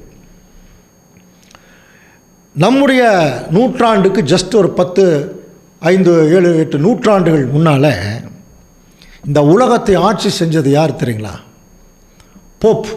போப்பு மார்க்கம். நிறைய பெரிய பெரிய போப்புகளெல்லாம் ரிலீஜியஸ் கவர்மெண்ட் வச்சுக்கிட்டு டோட்டலாக இந்த உலகத்தையே தங்களுடைய கண்ட்ரோலில் வச்சுருந்தாங்க. இவர்கள் எல்லாரும் வேதத்தை வச்சுக்கிட்டு என்ன பண்ணான்னா, தங்களை இயேசு கிறிஸ்து அளவுக்கு உயர்த்திக்கிட்டு நாங்கள் சொல்கிறபடி நீங்கள் கேட்கலைன்னா தேவன் உங்களை நரகத்தில் போட்டு வாட்டுவார். அதுக்கு நிறைய போதங்கள்லாம் இருக்குது, பின்னாடி வரக்கூடிய சப்ஜெக்டில் பார்க்கலாம். நரகத்தில் போட்டு வாட்டுவார். சில அந்த போதங்கள் உங்களுக்கு தெரிஞ்சிருக்கும். நிறைய உத்தரிக்கும் ஸ்தலம்னு சொல்லுவாங்க, பர்கேட்ரி. பாவம் செஞ்சுட்டா அவங்கள கொண்டு போய் உத்தரிக்கும் ஸ்தலத்தில் போட்டு கொஞ்சம் அவங்கள வேக வச்சுட்டு அவங்க திருந்ததுக்கப்புறம் மறுபடியும் அங்கேருந்து பரலோகத்துக்கு டைரெக்டாக அனுப்பிடுவாங்களாம். அந்த மாதிரிலாம் சில போதங்கள் ஏற்பட்டு, நாங்கள் சொல்கிறத நீங்கள் கேட்கலைன்னா இப்போ நீங்கள் என்ன பண்ணணும்னா உங்களை நரகத்தில் போட்டுருவார்னு சொல்லி அந்த ஜனங்களை அவர்கள் அவங்களுடைய இயலாமை, அவங்களுக்கு தெரியாது, அவங்க வறுமையில் இருந்தாங்க. சில பேர் அவர்கிட்ட நிறையா காசு பணம் வாங்கிட்டு என்ன பண்ணிட்டாங்கன்னா அவர்களை ரொம்ப கொடுமைப்படுத்திட்டு இருந்தாங்க. அவர்கள் யாருன்னா வேற ஒருத்தர் கிறிஸ்தவர்களை இந்த ஜனங்கள் எப்படி கொடுமைப்படுத்திட்டு இருந்தாங்க. அப்போது பைபிள் அவங்க கையில் தான் இருந்தது. அவங்க என்ன பண்ணிட்டாங்க தெரியுங்களா? எபிரேய கிரேக்க மொழி இருந்த பைபிளை லத்தீன் மொழியில் டிரான்ஸ்லேட் பண்ணி யாருமே அதை படிக்க முடியாதபடி பண்ணிட்டு அவங்க என்ன செய்கிறாங்க, இது எங்களுக்கு மட்டும் தெரிஞ்ச ஒரு நியாய தீர்ப்புன்னு சொல்லி ஜனங்களை ஏமாற்றி கொண்டிருந்த காலம். அதனால் அவங்க என்ன பண்ணாங்கன்னா பைபிளை தங்களுடைய போதகத்துக்கு சாதகமாக பயன்படுத்துகிறாங்க. தேவன் அதை பொறுமையாக தான் காத்துட்டு இருந்தார். இப்போ பாருங்கள், அதுக்கு ஒரு சின்ன உதாரணம் சொல்கிறேன். சங்கீதம் 9ஆம் சங்கீதம் 17 கெட்டவங்களுக்கு சொல்லும்போது பாருங்கள், துன்மார்க்கரும் தேவனை மறக்கிற எல்லா ஜாதிகளும் நரகத்திலே தள்ளப்படுவார்கள் அப்படின்னு சொல்லி வசனம் இருக்கு இல்லையா? இந்த நரகத்திலேங்கிற வார்த்தையினுடைய இங்கிலீஷ் பைபிள் கொஞ்சம் பாருங்கள். இங்கிலீஷ் பைபிளில் இப்போ கொஞ்சம் ஃபோக்கஸ் பண்ணி காட்டுறேன். The wicked will return to Sheol. பாருங்கள், இருக்கா? The wicked will return to Sheol. இந்த ஷியோல்ங்கிற வார்த்தையை தான் தமிழில் என்ன போட்டிருக்காங்க? துன்மார்க்கரும் தேவனை மறக்கிற எல்லா ஜாதிகளும் நரகத்திலே தள்ளப்படுவார்கள். இந்த ஷியோல்ங்கிற வார்த்தை துன்மார்க்கருக்கு வரும்போது நரகம்னு சொல்லி மொழிபெயர்த்தார்கள். கவனிங்க. அதே யோபு புஸ்தகத்தை எடுத்துக்கிட்டோம்னா, யோபு நல்லவர் இல்லையா? அவர் சொல்கிறார் பாருங்க, யோபு 14:13 வாசிக்கலாம். நீர் என்னை பாதாளத்தில் ஒழித்து உமது கோபம் தீருமட்டும் என்னை மறைத்து என்னை திரும்ப நினைக்கும் படிக்கு எனக்கு ஒரு காலத்தை குறித்தால் நலமாயிருக்கும். பாருங்க, யோபு சொல்றார், நீர் என்னை பாதாளத்தில் ஒழித்து இருக்கு இல்லையா? ஸோ இந்த வார்த்தை நல்லவங்களுக்கு வரும்போது அதே பாருங்க, அந்த வார்த்தை பாருங்க, ஓ that thou wouldst hide me in Sheol. நீர் என்னை பாதாளத்தில் ஒழித்து. அந்த ஷியோல்ங்கிற வார்த்தை பாருங்க, நல்லவங்களுக்கு வரும்போது ஷியோல் தான், கெட்டவங்களுக்கு வரும்போது ஷியோல் தான். ஆனால் இவர்கள் தமிழில் மொழிபெயர்க்கும் போது நல்லவங்களுக்கு வரும்போது பாதாளம்னு சொல்லி மொழிபெயர்த்துட்டாங்க, கெட்டவங்களுக்கு வரும்போது நரகம்னு. அப்போ இவங்களுடைய போதனையை அங்கே கொண்டு வர்றதுக்காக என்ன பண்ணாங்கன்னா, கெட்டவங்கள்லாம் நரகத்தில் போயிடுவாங்க, நல்லவங்கள்லாம் பாதாளத்தில் போயிடுவாங்க என்று சொல்லி என்ன பண்ணிட்டாங்கன்னா, இப்படி மொழிபெயர்த்ததுனால ஜனங்களுக்கு என்ன புரிஞ்சிருச்சுன்னா, ஓ நரகம்னு ஒரு இடம் இருக்கும் போல் இருக்கு அப்படிங்கிற மாதிரி எல்லோரும் நினச்சிட்டான். இப்போ நம்ம என்ன செய்யலாம்? சரி, அப்படித்தான் நரகம்னு ஒரு இடம் இருக்குதுன்னே வச்சுக்கலாமே. அங்கே என்ன செய்கிறாங்க? தப்பு பண்ணவங்களெல்லாம் நெருப்பில் போட்டு வாட்டிகிட்டே இருக்கிறாங்க, அது எரிஞ்சிட்டே இருக்கிறாங்க, கத்திகிட்டே இருக்கிறாங்க, பயங்கரமாக கத்திகிட்டே இருக்கிறாங்க. இப்போது இப்படிப்பட்ட நரகம்ங்கிற ஒரு இடத்தை தேவன் விரும்புகிறாரா? தேவன் உண்மையாலுமே விரும்புவாரா? அவர்கிட்ட கேட்டலாமா, தேவனே நீங்கள் உண்மையிலேயே நரகத்தை விரும்புகிறீங்களா? உங்களுடைய மைண்டில் என்ன இருக்குது சொல்லுங்கப்பா அப்படின்னு சொல்லி கேட்டால், தேவன் இஸ்ரேல் ஜனங்களுக்கு சொன்ன வார்த்தையை அவருடைய மனசாக நம்ம எடுத்துக்கிறோம். வாசிக்கலாம் பாருங்க, உபாகமம் 18ஆம் அதிகாரம் 9-10. உன் தேவனாகிய கர்த்தர் உனக்கு கொடுக்கும் தேசத்தில் நீ போய் சேரும்போது அந்த ஜாதிகள் செய்யும் அருவருப்புகளின்படி செய்ய கற்றுக்கொள்ள வேண்டாம். அப்புறம் போன வாரம் கூட பார்த்தோம் இல்லையா, நீங்கள் போய் கானான் தேசத்தில் சேரும்போது அந்த ஜாதிகள் செய்யக்கூடிய அருவருப்பு நீ பண்ணாதேங்கிறார். என்ன அருவருப்பு? தன் மகனையாவது தன் மகளையாவது தீக்கடக்க பண்ணுகிறவனும். தீக்கு அடக்கம் பண்ணிடுவாங்களாம். எவ்வளோ கொடூரமான ஜனங்கள் பாருங்கள். தங்களுக்கு ஏதோ ஒரு விஷயம் கிடைக்கணும் நேர்ந்துக்கிட்டு அந்த பொருத்தனையெல்லாம் பண்ணுறாங்களே, அந்த மாதிரி என்ன பண்ணிடுவாங்கன்னா தங்களுடைய பிள்ளைகளே நெருப்பில் போட்டுருவாங்க பாருங்கள். தன் மகனையாவது தன் மகளையாவது தீக்கடக்க பண்ணுகிறவனும். அதுக்கப்புறம் நமக்கு தெரியும் இல்லையா, மந்திரவாதி, குறி சொல்லுகிறவன், செத்தவனிடத்தில் குறி கேட்கிறவன்லாம் இருக்கக்கூடாது சொன்னார். அப்போவே சொல்லிட்டார். அப்போ தேவனே என்ன சொல்கிறாருன்னா, இந்த அருவருப்பை செய்யாதேங்கிறார். ஆனால் இவங்க அது என்ன செஞ்சாங்க பாருங்கள். எரேமியா 32 அதிகாரம் 35 வசனம். அவர்கள் மோலோகுக்கென்று தங்கள் குமாரரையும் தங்கள் குமாரத்திகளையும் தீக்கடக்க பண்ணும்படி இன்னோவனுடைய குமாரரின் பள்ளத்தாக்கில் இருக்கிற பாகாலின் மேடைகளை கட்டினார்கள். பாருங்கள், மோலேகுன்னு சொல்லக்கூடிய அவருடைய தவறான ஒரு கடவுள் அவங்க வச்சிருக்க அந்த கடவுளுக்கு தங்களுடைய குமாரரையும் தங்களை குமாரத்திலும் தீக்கு அடக்கம் பண்ணுறாங்க. எங்கன்னா இன்னோமுடைய பள்ளத்தாக்குன்னு சொல்லப்பட்டிருக்கு. இது கொஞ்சம் கவனிங்க, இது அப்புறமா வரும், புதிய ஏற்பாட்டில் வரும். இன்னோமுடைய பள்ளத்தாக்கு. அந்த பள்ளத்தாக்கில் கொண்டு போய் ஒரு பெரிய பாகாலுக்கு மேடையெல்லாம் கட்டி இப்போ தங்களுடைய பிள்ளைகளை நெருப்பில் போடுறாங்களாம். அப்போ தேவன் சொல்கிறார், யூதாவை பாவம் பண்ணுகிறதுக்கு அவர்கள் இந்த அருவருப்பான காரியத்தை செய்ய வேண்டும் என்று நான் அவர்களுக்கு கற்பித்ததும் இல்லை, அது என் மனதில் கூட தோணலை அப்படிங்கிறார். அவர் மனசில் கூட தோணலையா இப்படி பண்ணணும்னு சொல்லி. அது என்ன இன்னோமுடைய பள்ளத்தாக்கு? இந்த படத்தை பார்க்கும்போது அன்புக்குரிய சகோதர சொல்ல, இஸ்ரேல் அந்த தேசம், அதில் வந்து பார்த்தீங்கன்னா ஜெருசலேம் பட்டணம் இருக்கு இல்லையா. ஸோ அதனுடைய பாருங்கள், இந்த பக்கம் கீழ் பகுதியில் பார்த்தீங்கன்னா இன்னோம் வேலின்னு ஒன்று இருக்கும் பாருங்கள், நல்லா பாருங்கள். அது வந்து இருக்கக்கூடிய குப்பைகளை எல்லாம் கொட்டக்கூடிய ஒரு இடம். அங்கே தான் வந்து இவங்க என்ன செய்வாங்கன்னா இந்த மாதிரி எரிக்கிறது, இந்த வேலையெல்லாம் அங்கே செய்வாங்க. அந்த இன்னோமுடைய பள்ளத்தாக்கு பாருங்கள். இந்த படத்தில் கூட பார்த்தீங்கன்னா அந்த ரைட் சைடில் பார்த்தீங்கன்னா எருசலேம் தேவாலயம் எல்லாம் தெரியும். அந்த லெஃப்ட்டில் பார்த்தீங்கன்னா ஒரு பள்ளத்தாக்கு தெரியுது பாருங்கள். அந்த பள்ளத்தாக்கு தான் இன்னோமுடைய பள்ளத்தாக்கு. அது என்னங்கிறது இப்போ பின்னாடி கொஞ்சம் டீட்டெயிலாக பார்க்கலாம். இப்போ எரேமியா 7 அதிகாரம் 31 வசனம் வாசிக்கலாம் பாருங்கள். தங்கள் குமாரரையும் தங்கள் குமாரத்திகளையும் அக்கினியிலே தகனிக்கிறதற்காக அவர்கள் இன்னோமின் குமாரன் பள்ளத்தாக்கில் உள்ள தோப்பேத்தின் மேடைகளை கட்டினார்கள். அதை நான் கட்டளையிடவும் இல்லை, அது என் மனதில் தோன்றவும் இல்லை. தேவனே சொல்லிட்டார் பாருங்க, இந்த பிள்ளைகள் எல்லாம் கொண்டு நெருப்பில் போடுறது என் மனசில் கூட தோணல, நான் அவங்களுக்கு கட்டளையிடும். அப்போது தேவன் நெருப்புகளை போட்டு எரிக்கிற விஷயத்தை அவர் என்றைக்குமே அவர் மனசுலேயே தோணலையா.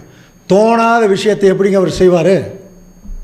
அது ஒரு சதா காலம் நெருப்பில் போட்டு வாட்டிக்கிட்டே இருக்கிறது, அவங்க எரிஞ்சிட்டே இருப்பாங்க. அப்படி உங்களை போட்டு எரிச்சிட்டு இருந்தால் நீங்கள் விட்டுருவீங்களா? அந்த கடவுள் நினைப்பீங்களா? நீங்கள் சும்மா பேருக்கு அப்படி சொல்லிக்கலாம், நெருப்பில் போட்டு வாட்டுவார். ஆனால் அப்படி உங்களை வாட்டினா நீங்களும் தானே பாவி. நெருப்பில் போட்டு வாட்டுவார்னு சொல்கிறவர்களும் பாவி தானே. அவர்கள் பரிசுத்தவான்களா? பாவம் செய்யாத மனுஷன் இல்லையே. ரோமருக்கு பவுல் எழுதுகிறார், எல்லாரும் ஏகமாய் கெட்டு போனார்கள்ட்டார். கெட்டுப்போன சந்ததியை திரும்பவும் கொண்டு வர்றதுக்கு தான் தன்னுடைய ஜீவனையும் ஆண்டவர் இயேசு கிறிஸ்து கொடுத்துருக்கார், உயிரையே கொடுத்துருக்காருங்க. எவ்வளோ பெரிய அன்பு காமிச்சிருக்கார். அப்போது அந்த அன்பவே நம்ம என்ன செய்கிறோம் தெரியுங்களா? மறுதளிக்கிறோமா இந்த போதனையில். அவர் காட்டின அன்பு. ஏன்னா ஒரு அப்பா தன்னுடைய மகனை தண்டித்து திருத்தணும்னு நினைக்கிறத விட அன்பால் திருத்தணும்னு நினைக்கிறது தான் ரொம்ப நல்ல விஷயம். அன்பில் திருந்திடுவாங்க, தண்டிச்சாலாம் திருந்த மாட்டாங்க. கவனிக்கிறீங்களா? அன்பில் திருந்த மாட்டாங்க, அன்பில் திருந்திடுவாங்க. நான் வந்து ஒரு பள்ளிக்கூட ஆசிரியராக இருக்கேன். பசங்கள்லாம் சில தவறுகள் செய்யும்போது அவங்ககிட்ட கடுமையாக போய் என்ன இப்படி பண்ணிட்டேன் அப்படின்னு சொன்னால் திருப்பி அதே பதில் நமக்கு வருது. அவன் தான் சார் அப்படி பண்ணான், அவன் தான் திட்டினான் அப்படின்னு அந்த பதில். நம்ம என்ன கடுமை இருக்கோ அந்த கடுமைக்கேற்ற பதில். அதே பையனை கூப்பிட்டு தட்டி கொடுத்து, உனக்கு என்னப்பா பிரச்சனை? உனக்கு அப்பா மாதிரி, உனக்கு என்ன வந்தாலும் நீ சொல்லு, நம்ம பண்ணிக்கலாம், உனக்கு என்னப்பா பிரச்சனை? அழுகிறான் பையன். அப்பா அம்மா 2 பேரும் சண்டை போட்டுக்கிறாங்க சார், கவனிக்கிறதே இல்லைங்களே. அப்போ அவனுக்கு ஒரு ஆறுதலான வார்த்தை சொல்லும்போது அவன் கொஞ்சம் கொஞ்சமாக மனசு இழகிறான். இதுதாங்க தேவனுடைய திட்டம். தன்னுடைய அன்பால் தான் காட்டின் சாப்பாடு. நம்மளாம் தேவனுக்கு சத்துருக்களாக இருக்கிறோம். அப்போ தேவன் என்ன செய்கிறார்? ஆண்டவர் இயேசு கிறிஸ்து தன்னுடைய ஜீவனையே கொடுத்து, நாளைக்கு பாருங்கள் உயிர் தெழுந்து உலக ஜனங்கள் வரும்போது எல்லாம் என்ன நினைப்பாங்க தெரியுங்களா? நம்மெல்லாம் செத்து அழிஞ்சு நாசமாக போயிட்டோம்னு நினச்சோம். ஆனால் எப்படி நம்ம உயிரோடு வந்தோம்? எல்லாரும் ஆண்டவரை காட்டுவாங்களா, பாருங்கள் இவர்னால தான் நீங்கள் செய்த எல்லா பாவங்களுக்காக அவர் வந்து மரிச்சிருக்கார். ஒரு நீதியை நிலைநாட்டுறதுக்கு ஒரு பரிகாரத்தை அவர் பண்ணியிருக்கார். அப்படிங்கிற போது ஆண்டவர் மேலே, தேவன் மேலே அவர்களுக்கு அன்பு பெருக ஆரம்பிக்குமா உலக ஜனங்களுக்கு. அப்படி தாங்க திருத்துவார். சதா காலமும் நெருப்பில் போட்டு வாட்டிகிட்டு இருப்பாரா? ஸோ அப்படின்னா இந்த இவ்வளவு தூரம் தேவன் இரக்கம் உள்ளவராக அவருடைய திட்டம் இருக்குது என் மனசில் கூட தோணலேன்னு நினைக்கும் போது, நரக போதனை எப்படி பைபிளுக்குள்ளே வந்தது? நரகம்ங்கிற ஒரு வார்த்தை பைபிளில் இல்லையா? இருக்குது. இப்போ நம்ம அது என்னன்னு பார்க்கலாம். பார்ப்பதற்கு முன்பாக அன்புக்குரிய சகோதர சகோதரர்களே, தயவு செய்து உங்கள் இருதயத்தை ஒரு ஸ்திரமாக வைத்து கொள்ளுங்கள். ஏன்னா ஒரு மிகப்பெரிய ஒரு கேள்விக்குள்ளே போகிறோம். அதுக்கு நீங்கள் பதில் சொல்லித்தான் ஆகணும். நீங்கள்ங்கிறது நம்ம எல்லோரும் தான் பதில் சொல்லித்தான் ஆகணும். அப்போ அந்த பதிலுக்கு நம்ம வந்து ஒரு விடையை நம்ம பார்த்து தான் ஆகணும். என்ன விடைனா, இந்த சத்தியத்தை கேட்டுக்கொண்டிருக்கிற சகோதரர், இப்போ உட்கார்ந்து கேட்டுக்கிற சகோதரர் எல்லாருமே ஒரு கேள்வி, தேவன் சொல்கிறத கேட்பீங்களா, கேட்க மாட்டீங்களா? ஆண்டவர் இயேசு கிறிஸ்துவுக்கு கீழ்ப்படிவீங்களா, படிக்க மாட்டீங்களா? இதான் கேள்வி. கீழ்ப்படுகிறீங்களா, படிக்க மாட்டீங்களா? படிவீங்களா? ஓகே. நீங்கள் ஓகே. அப்போ தேவன் சொல்கிறது கீழ்ப்படிஞ்சு தான் ஆகணும். சரியா? ரைட். இப்போ அவருடைய கட்டளை இப்போ நம்ம படிக்க போகிறோம்.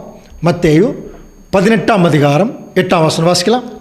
உன் கையாவது உன் காலாவது உனக்கு இடரல் உண்டாக்கினால் அதை தரித்து எறிந்து போடு. நீ 2 கையுடையவனாய் அல்லது 2 காலுடையவனாய் நித்திய அக்கினியிலே தள்ளப்படுவதை பார்க்கிலும் சப்பானியாய் அல்லது ஊனனாய் நித்திய ஜீவனுக்கு பிரவேசிப்பது உனக்கு நலமாயிருக்கும். அன்புக்குரிய சகோதர சகோதரிகளை கொஞ்சம் கவனிக்கிறீங்களா? அப்படியே சொன்னதை மைண்டில் வச்சுங்க.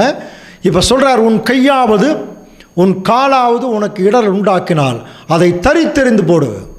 நீ 2 கையுடையவனாய் அல்லது 2 காலுடையவனாய் நித்திய அக்கினியிலே தள்ளப்படுவதை பார்க்கிலும், அந்த நித்திய அக்கினி, நீ வந்து சப்பானியாய் ஜீவனுக்குள்ளே பிரவேசிப்பது நலமாயிருக்கும். எப்படிங்க? நித்திய ஜீவனுக்குள்ளே சப்பானியாக போய் உட்காந்து எவ்வளோ நாள் தான் சப்பானியாக இருக்கிறது? ஆனால் வசனம் அப்படித்தான் இருக்கு, உன் கையாவது உன் காலாவது. அடுத்தது அதுலேயே 9ஆம் வசனம் கொஞ்சம் கவனிச்சு பார்த்தீங்கன்னா, உன் கண் உனக்கு இடர் உண்டாக்கினால் அதை பிடுங்கிருங்கிறார். நீ 2 கண்ணுடையவனாய் எரி நரகத்திலே தள்ளப்படுவதை பார்க்கிலும் ஒற்றை கண்ணனாய் நீ ஜீவனுக்குள்ளே பிரவேசிப்பது நலமாயிருக்கும். இது ப்ராக்டிக்கலாக நடக்குமான்னு சொல்லுங்கள். 3 பார்ட், கண்ணு, கை, கால். இந்த 3 உனக்கு இடர் உண்டாக்குனா வெட்டிரு, பிடுங்கிருங்கிறார். இப்போ நீங்கள் சொல்லுங்கள், நம்ம கண்ணு நமக்கு இடர் உண்டாக்குறது இல்லையா? சொல்லுங்கள், உண்டாக்குதா இல்லையா? கை கிரியை எல்லாமே கடவுளுக்கு பிரியமாக செஞ்சிடறோமா? இல்லையே, பிரியமில்லாத நிறைய செய்கிறோம். கால் நடக்கை எல்லாமே பிரியமாக நடக்கிறோமா? நமக்கு பிரியமாக தான் அதிகமாக நடக்கிறோம். அப்போது என்ன பண்ணணும்? இந்த வசனத்துக்கு நம்ம கீழ்ப்படியவர்களாக இருந்தால் இப்போ என்ன பண்ணி ஆகணும்? காலை கட் பண்ணணும், கையை துண்டாக்கணும், கண்ணை பிடுங்கணும். செய்ய முடியுமா? சொல்லுங்கள். ப்ராக்டிக்கலாக இது நடக்குமா? நடக்கிறதுக்கு வாய்ப்பே இல்லை. அப்போ ஆண்டவர் இயேசு கிறிஸ்து என்ன சொல்ல வர்றார்? இதுதான், இது இயேசு கிறிஸ்து பேசின ஒரு உவமை. கவனிங்க, ஒரு விஷயத்தை புரிய வைக்கிறார் நமக்கு. உன் கண் அப்படிங்கிறது, உனக்கு கண் உனக்கு இடர் உண்டாக்குனா பிடுங்கிரு அப்படிங்கிறார். பிடுங்கிட்டு நம்ம எதையுமே பார்க்க முடியாதே. அப்புறம் அதுக்கு விளக்கம் சொல்லும்போது, நீ ஒற்றை கண்ணுடையவனாய், அதாவது நீ 2 கண்ணோட எரி நரகத்தில் போகிறத விட ஒற்றை கண்ணனாய் ஜீவனுக்குள்ளே போகலாங்கிறார். ஜீவனுக்குள்ளே போகிறதா நித்திய ஜீவன்னா, 2 கண்ணோடையே கொஞ்ச நாள் இருந்துக்கோ நமக்கு கஷ்டமாக இருக்குது. அப்போ நித்திய ஜீவனோட ஒருத்த கண்ணு வச்சுட்டு என்ன பண்ணுறது? இதெல்லாம் கேள்வி. இதுதான் ஆண்டவர் இயேசு கிறிஸ்து பேசின ஒரு உவமை. கவனிக்கிறீங்களா? அப்படின்னா என்ன சொல்ல வர்றார்? இதுக்கு விளக்கம் கண்டுபிடிக்கணும். இப்போ கண்டுபிடிக்கலன்னு நமக்கு தலையே வெடிச்சிடும். ஐயோ, கண்ணை பிடுங்க சொல்கிறாரு, நம்ம கண்ணு இடர் உண்டாக்குது, டிவி பார்க்குறோமே, வாட்ஸ்அப் பார்க்குறோமே, பார்த்துட்டே இருக்கிறோமே இல்லையா? அதான் நடந்துகிட்ருக்கு. அப்போ அதே மாதிரி கிரியை, நிறைய விஷயங்கள் கிரியை வேறு மாதிரி செய்துட்ருக்கிறோம் இல்லையா? அப்போ இது உண்மையாலுமே கடவுளுடைய விஷயத்துக்குள்ளே கீழ்ப்படியணும்னா இதை செஞ்சு தான் ஆகணும். இது ப்ராக்டிக்கலாக முடியாது. அப்போ ப்ராக்டிக்கலாக முடியாதுங்கிற ஒரு விஷயத்துக்குள்ளே வரும்போது நம்ம என்ன புரிந்து கொள்ள வேணும்? அப்போ தேவன் ஆண்டவர் இயேசு கிறிஸ்து இதைய ஒரு உவமையாக பேசிகிட்டு இருக்கார். ஏதோ ஒரு விஷயத்தை புரிய வைக்கிறதுக்கு நம்ம உவமையாக பேசுகிறார். அது புரிஞ்சுக்கலாம். முதல்ல என்ன பண்ணலான்னா அந்த இடரலை பற்றி படிக்கலாம். உன் கண் உனக்கு இடரல் உண்டாக்கினால். இந்த இடரல்ங்கிறது என்னங்கிறத அவரே சொல்கிறார் பாருங்க. மத்தேயு 18:7 இடரல்களின் நிமித்தம் உலகத்துக்கு ஐயோ, இடரல்கள் வருவது அவசியம், ஆனாலும் எந்த மனுஷனால் இடரல் வருகிறதோ அவனுக்கு ஐயோ. இப்போ இடரல் அந்த கண்ணு கை காலுன்னு சொன்னவர் இப்போ எந்த மனுஷனால் இடரல் வருகிறதோ அவனுக்கு ஐயோன்னார். அதுலேயே 6 படிச்சிங்கன்னா, என்னிடத்தில் விசுவாசமாக இருக்கிற இந்த சிறியரில் ஒருவனுக்கு இடரல் உண்டாக்குகிறவன் எவனோ அவனுடைய கழுத்தில் எந்திரக்கல்லை கட்டி சமுத்திரத்தின் ஆழத்திலே அவனை அமிழ்த்துகிறது அவனுக்கு நலமாயிருக்கும். கிரைண்டிங் ஸ்டோன் வச்சு கட்டி உள்ளே போட்டால் வெளியே வர முடியாது. புரியுது? அவன் இல்லாமல் இருக்கிறது நல்லதுங்கிறார். இந்த இடத்துல அவர் என்ன சொல்ல வர்றார்? இது ஆண்டவர் இயேசு கிறிஸ்து பேசின ஒரு உவமை. நல்லா புரிஞ்சுக்கலாம். என்ன சொல்ல வர்றார்? இந்த கண்ணு கை கால் இதெல்லாம் மனுஷனுக்கு ஒப்பா சொல்லிட்டார்.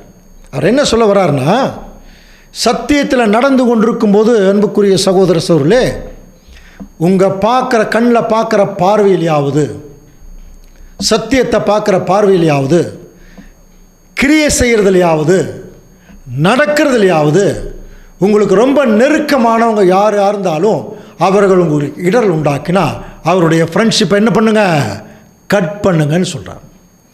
சில பேர் சொல்லுவாங்க, அவருக்கு கண்ணு மாதிரிங்கம்மா, பிடுங்கிருங்கிறார், அவ்வளோதான். எனக்கு வலது கரவே இவர் தாங்க, கட் பண்ணு, அவன் உனக்கு இடரல் உண்டாக்குறான். நீ 2 கையுடையவனாய் நீ எதுக்கு நீ அங்கே நரகத்துக்கு போகிற? அதுதான் அதனுடைய அர்த்தம். அதுக்கு ஒத்தை கண்ணனாய் ஜீவனுக்குள்ளே போயிடலாம் இல்லையா? அப்படின்னா அப்போ நரகம் ஒரு இடம் இருக்கா அப்படின்னு சொல்லி கவனிக்கும்போது இதையை நமக்கு ரெஃபர் பண்ணுறதுக்கு தான்.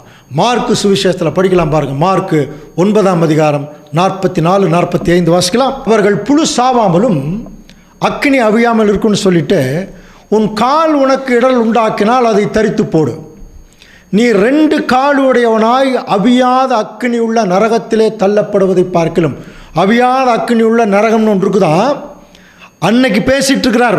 கவனிங்க, ஆண்டவர் இயேசு கிறிஸ்து முதல் வருகையில் வரும்போது பேசிகிட்டு இருக்கிறார்.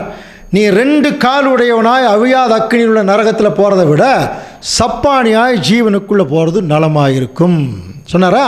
அடுத்தது 46 மறுபடியும், அங்கே அவர்கள் புழு சாவாமலும் அக்கினி அழியாமல் இருக்கும். அடுத்து என்ன சொல்கிறார்? உன் கண் உனக்கு இடரல் உண்டாக்கினால் அதை பிடுங்கி போடு. அது நீ 2 கண்ணுடையவனாய் நரக அக்கினி. இதுக்கு முந்தின வசனத்தில் அவியாத அக்கினினார். இங்கே என்ன சொல்கிறார்? நரக அக்கினியிலே தள்ளப்படுவதை பார்க்கலும் ஒற்றை கண்ணனாய் தேவனுடைய ராஜ்யத்திலே பிரவேசிப்பது. மேலே சொல்லும்போது ஜீவன் சொன்னார், 2ஆம் வசனத்தில் தேவனுடைய ராஜ்யம் அப்படின்னு சொல்கிறார். புரியுதுங்களா? மறுபடியும் அடுத்த வசனம், அங்கே அவர்கள் புழு சாவாமலும் அக்கினி அவியாமல் இருக்கும். அப்புறம் அதுக்கு அடுத்தது எந்த பலியும் உப்பினால் உப்பிடப்படுவது போலன்னு அடுத்த வசனத்துக்குள்ளே வந்துடுறார். இதில் மார்க் 9:44, 46, 48 அவர்கள் புழு சாவாமலும் அக்கினி அவியாமல் இருக்கும். இது 3 முறை வரும். இதைத்தான் என்ன சொல்லிட்டாங்கன்னா பார்த்தீங்கன்னா, நரகத்தில் நெருப்பு எரிஞ்சிட்ருக்குன்னு ஒரு சொல்லிட்டு, இன்னொரு பக்கம் அவர்கள் புழு சாவாமலும் அக்கினி அவியாமலும் இருக்கும். இப்போ ஆண்டவர் இயேசு கிறிஸ்து என்ன சொல்ல வந்தார்? முதல்ல இப்போ நம்ம ஏற்கனவே என்ன பார்த்தோம்? இது அவர் பேசின ஒரு உவமை பாஷை. உன் கண் உனக்கு இடர் உண்டாக்கினான்னா ஒரிஜினல் கண்ணை பற்றி பேசலை, கண் மாதிரி கை மாதிரி. அதே சமயத்தில் கண்ணில் நம்ம பார்க்குற பார்வை, நம்முடைய செயல்பாடுகள், நம்முடைய நடத்தைகள், இதில் யாராவது உனக்கு இடர் உண்டாக்கினால், அப்போ அப்படி யாராவது இடர் உண்டாக்கினா இப்போவே நீ கவனிச்சு போட்டால் அவங்களுடைய ஃப்ரெண்ட்ஷிப்பை கட் பண்ணு. இல்லைன்னா அவர்கள் உனக்கு இடர் உண்டாக்கி நீ ஒரு தவறு பண்ணுவ. அந்த தவறு பண்ணும்போது நீ எந்த தண்டனைக்குள்ளே போவேன்னா நீ அந்த அவியாத அக்கினி உள்ள நரகத்துக்குள்ளே நீ போக வேண்டியதாக இருக்கும்னார். கவனிக்கிறீங்களா? அவர் எதை குறித்து பேசினார் அப்படிங்கிறத தான் இப்போ நம்ம பார்க்க போகிறோம். அன்புக்குரிய சகோதர சோழே, இதே இங்கிலீஷ் பைபிளில் கொஞ்சம் நீங்கள் நல்லா கவனிச்சிங்கன்னா அந்த நரகம், த ஃபேரி ஹெல் இருக்கும் பாருங்கள். If your eye causes you to stumble, pluck it out and throw it from you. It is better for you to enter life with one eye than having 2 eyes to be cast into the fiery hell அப்படின்னு இருக்கு. அந்த fairy ஹெல்லுங்கிற வார்த்தைக்கு சைடில் பாருங்கள் round பண்ணியிருக்கேன், ஒரு reference கொடுத்துருக்காக. அந்த fairy ஹெல்லுங்கிற வார்த்தையினுடைய ஒரிஜினல் வேர்டு கெஹன்னா ஃபயர் அப்படின்னு கொடுத்துருக்கான். கெஹன்னா ஃபயர், கவனிக்கிறீங்களா? அந்த அந்த பைபிள்லேயே பாருங்கள், இங்கிலீஷ் பைபிள்லேயே அங்கே ரெஃபரன்ஸ் கொடுத்துருக்கான். அது மட்டும் இல்லை, அதற்கு கீழே பார்த்தீங்கன்னா அந்த அக்கினி அழியாமலும் புழு சாவாமல் இருக்குங்கிறது ஒரு முறை தான் வருது. இது பார்த்தீங்கன்னா அங்கே கீழே ரெஃபரன்ஸ் கொடுத்துருக்காங்க, அந்த கெஹன்னா ஃபயர்னு. இந்த கெஹன்னா ஃபயருங்கிறது என்ன அப்படின்னா, கவனிங்க, ஆண்டவர் இயேசு கிறிஸ்து வாழ்ந்து கொண்டிருக்கிற காலத்திலேயே எருசலேம் பட்டணத்தில் நம்ம ஏற்கனவே எரேமியாவில் படித்தோம் இல்லையா, இன்னும் பள்ளத்தாக்கில் தோப்பேத்தின் மேடைகளை இஸ்ரேல் ஜனங்கள் கட்டி அங்கே போய் பாகாலுக்கு நெருப்பு வச்சு அதில் பிள்ளைகளெல்லாம் கொளுத்துனாங்கன்னு சொல்லி படிக்கிறோம் இல்லையா. அந்த இன்னும் பள்ளத்தாக்கு தான் ஆண்டவர் இயேசு கிறிஸ்துடைய காலத்தில் கெஹன்னான்னு பேர். அதுக்கு கெஹின்னோம், அதுதான் இன்னும் பள்ளத்தாக்கு. அந்த கெஹன்னாங்கிறது வேறு ஒன்றும் இல்லை, எருசலேம் பட்டணத்தினுடைய அந்த 12 வாசலில் ஒரு பக்கம் இருக்கக்கூடிய ஒரு பள்ளத்தாக்கு. இதில் இஸ்ரேல், அதாவது ஜெருசலேம் பட்டணத்துடைய எல்லா குப்பை கூலங்களையும் கொண்டு வந்து அங்கே கொட்டுவாங்க. கொஞ்சம் கவனிங்க. அப்புறம் அந்த குப்பை கூலங்கள் கொட்டுவாங்க. அதுக்கப்புறம் அந்த நாட்டில் யாராவது நல்ல முறையில் செத்து போனால் அவங்கள கல்லறையில் வைப்பாங்க. கிரிமினல்ஸ் இருக்கிறாங்க பாருங்கள், ரொம்ப கொடுமையான குற்றவாளிகள் இருக்காங்க இல்லையா, இவர்களை பார்த்திங்கன்னா சிலுவைக்கு ஒப்பு கொடுத்துருவாங்க. அதான் சிலுவையில் ஒப்பு கொடுக்குறது கொடுமையான தண்டனை, கேபிட்டல் பனிஷ்மெண்ட். அப்படி சிலுவைக்கு ஒப்பு கொடுத்துட்டு இவன் ரொம்ப கொடுமையான ஆள், இவனுக்கு மரியாதை கிடையாது, அதனால் இவனை கல்லறையில் வைக்க மாட்டாங்க. அதனால் அந்த திருடனையோ அந்த ஒரு குற்றவாளியோ என்ன பண்ணுவான்னா அந்த கெஹன்னா ஃபயருக்குள்ளே கொண்டு போய் போட்டுருவான், அந்த குப்பை மேட்டில் கொண்டு போய் போட்டுருவான். கவனிக்கிறீங்களா? அப்போது ஆண்டவர் இயேசு கிறிஸ்து மட்டும்தான் சிலுவையில் அறையப்பட்டு கல்லறையில் வைக்கப்பட்டவர். ஏன்னா அவர் மகா பரிசுத்தம் உள்ளவர். இப்போ மற்ற குற்றவாளிகள் எல்லாம் கொண்டு போய் என்ன செய்வாங்கன்னா மரியாதை இருக்காது, அதனால் அவங்களுக்கு எந்த ஒரு மரியாதை இருக்கக்கூடாதுங்கிறக்காக குப்பைத்தொட்டியில் கொண்டே கொட்டிடுவாங்க. அப்போது அந்த இன்றைக்கெல்லாம் பெரிய பெரிய ஊர்களில் இந்த குப்பை கூலங்கள் எல்லாம் எரிக்கிறதுக்கு மண்ணெண்ணெய் பெட்ரோல் எல்லாம் ஊற்றி கொளுத்துறாங்க இல்லையா. அந்த காலத்துல எல்லாம் மண்ணெண்ணெய் பெட்ரோல் எல்லாம் கண்டுபிடிக்கப்படவே இல்லை. அந்த காலத்தில் கண்டுபிடிக்கப்பட்ட ஒரே எரிபொருள் கந்தகம் மட்டும்தான். அதனால் என்ன பண்ணுவாங்க, இந்த குப்பை கூலங்களுக்கு மத்தியில் கந்தகத்தை போட்டு வச்சுருவாங்க. அந்த கந்தகத்தில் அந்த குப்பை கூலங்கள் எரிஞ்சிட்ருக்கும். இந்த பணத்தை கொண்டு போய் அங்கே போட்டுருவாங்க, செத்து போயிடுவாங்க. செத்து போன பணம், அது உயிரோடு இருக்கிற பணம் இல்லை, செத்து போன பணத்தை கொண்டு போய் அங்கே போட்டுருவாங்க. அங்கே என்ன ஆகும், அது டீகம்போஸ் ஆகிட்டே இருக்கும். ஒரே ஒரு நாளில் அது எரிஞ்சிட்ருக்கும், ஒரு பக்கம் புழு நண்டிகிட்ருக்கும், ஒரு பக்கம் எரிஞ்சிட்ருக்கும். இதைத்தான் அங்கே அக்கினி அழியாமலும் புழு சாவாமலும் இருக்கும்னு ஆண்டவர் சொன்னார். அவர் சொன்ன இடம் எருசலேம், அந்த இருக்கக்கூடிய கெஹன்னோ பள்ளத்தாக்கை பற்றி பேசுகிறார்.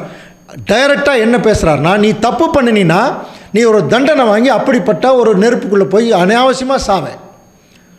அதுக்கு பதிலாக யார் உனக்கு இடல் உண்டாக்குறாங்களோ அவங்கள கட் பண்ணிவிட்டு நீ ஜீவனுக்குள்ளே தேவனுடைய ராஜ்யத்துக்குள்ளே நீ வந்துடலாம் இல்லையா. இதைத்தாங்க ஆண்டவர் இயேசு கிறிஸ்து பேசினார். தனியாக ஒரு நரகம்னு ஒரு இடம் இருக்குது, அதில் தப்பு பண்ணவங்களெல்லாம் நெருப்பில் போட்டு வாட்டுவாங்கங்கிற இடம் அல்லது, அது எருசலேம் பட்டணத்தில் இருக்கக்கூடிய ஒரு குப்பை மேட்டு வாசல், ஒரு குப்பை மேடு. அதில் நெருப்பு எரிஞ்சிட்ருக்கும், ஒரு பக்கம் புழு நண்டிகிட்ருக்கும், பணத்தை கொண்டு போய் அங்கே போட்டுருவாங்க. அதை தான் அங்கே அக்கினி அழியாமலும் புழு சாவாமல் இருக்குன்னு சொன்னாரே தவிர, தனியாக செத்து போனவங்களே வாட்டுறதுக்கு தனியாக பூமிக்கடியில் பெருசாக ஒரு நெருப்பு எரிஞ்சிட்ருக்கும் அப்படின்னெல்லாம் அங்கே தேவன் சொல்லவே இல்லை. ஒருவேளை அப்படியே ஒரு பூமிக்கடியில் எதாவது நெருப்பு எரிஞ்சிட்ருக்கோம்னா எப்படி வெளிச்சமாக இருக்கும் இல்லையா. ஆனால் செத்து போனவங்களே எப்படி இருக்கிறாங்க பாருங்கள். யோபு 17:13 வாசிக்கலாம். அப்படி நான் காத்து கொண்டு இருந்தாலும் பாதாளம் எனக்கு வீடாய் இருக்கும், இருளில் என் படுக்கையை போடுவேன். பாருங்க, இருளில் என் படுக்கையை போடு. அப்போ செத்து போய் உள்ள புதைச்சிட்டாலே இருட்டாக தான் இருக்கும், அங்கே வெளிச்சமாக இருக்காது. நெருப்பு எரிஞ்சால் தானே வெளிச்சம் இருக்கும் இல்லையா. அப்போ அங்கே நெருப்பெல்லாம் எரியறதில்லை. அவங்க பாதாளத்தில் அவங்க என்ன எப்படி இருக்கிறாங்க, ரொம்ப அவங்க கம்ஃபர்டபுளாக தூங்கிட்டு இருக்கிறாங்க. அதை தான் உயிரோடு இருக்கிறவர்கள் தாங்கள் மரிப்பதை அறிவார்கள், மரித்தவர்கள் ஒன்றும் அறியார்கள். 31 சங்கீதம் 17 கூட, கர்த்தாவே உம்மை நோக்கி கூப்பிட்டேன், நான் வெட்கப்பட்டு போகாதபடிக்கு செய்யும், துன்மார்க்கர் வெட்கப்பட்டு பாதாளத்தில் மௌனமாயிருக்கட்டும். கிளியரா சொல்லியிருக்கார். அப்ப நெருப்புல ஓட்டு வேட்டுவாங்க, அவங்க குய்யோ மையோன்னு கத்திட்டு இருப்பாங்கன்னெல்லாம் பைபிளில் எங்கேயுமே கிடையாது. புரியுதுங்களா? அவர்கள் துன்மார்க்கர் தான். இப்போ அவர்கள் வெட்கப்பட்டு இப்போ எங்கே இருக்கிறாங்க? பாதாளத்தில் மௌனமாக இருக்கட்டும். அடுத்தது, மரித்தவர்களும் மௌனத்தில் இறங்குகிறவர் அனைவரும் கர்த்தரை துதியார்கள். எல்லாரும் படுத்து தூங்கிட்டு இருக்கிறாங்க. இருளுக்குள்ள, ஒரு பாதாளத்துக்குள்ள படுத்து தூங்கிட்டு இருக்கிறாங்க.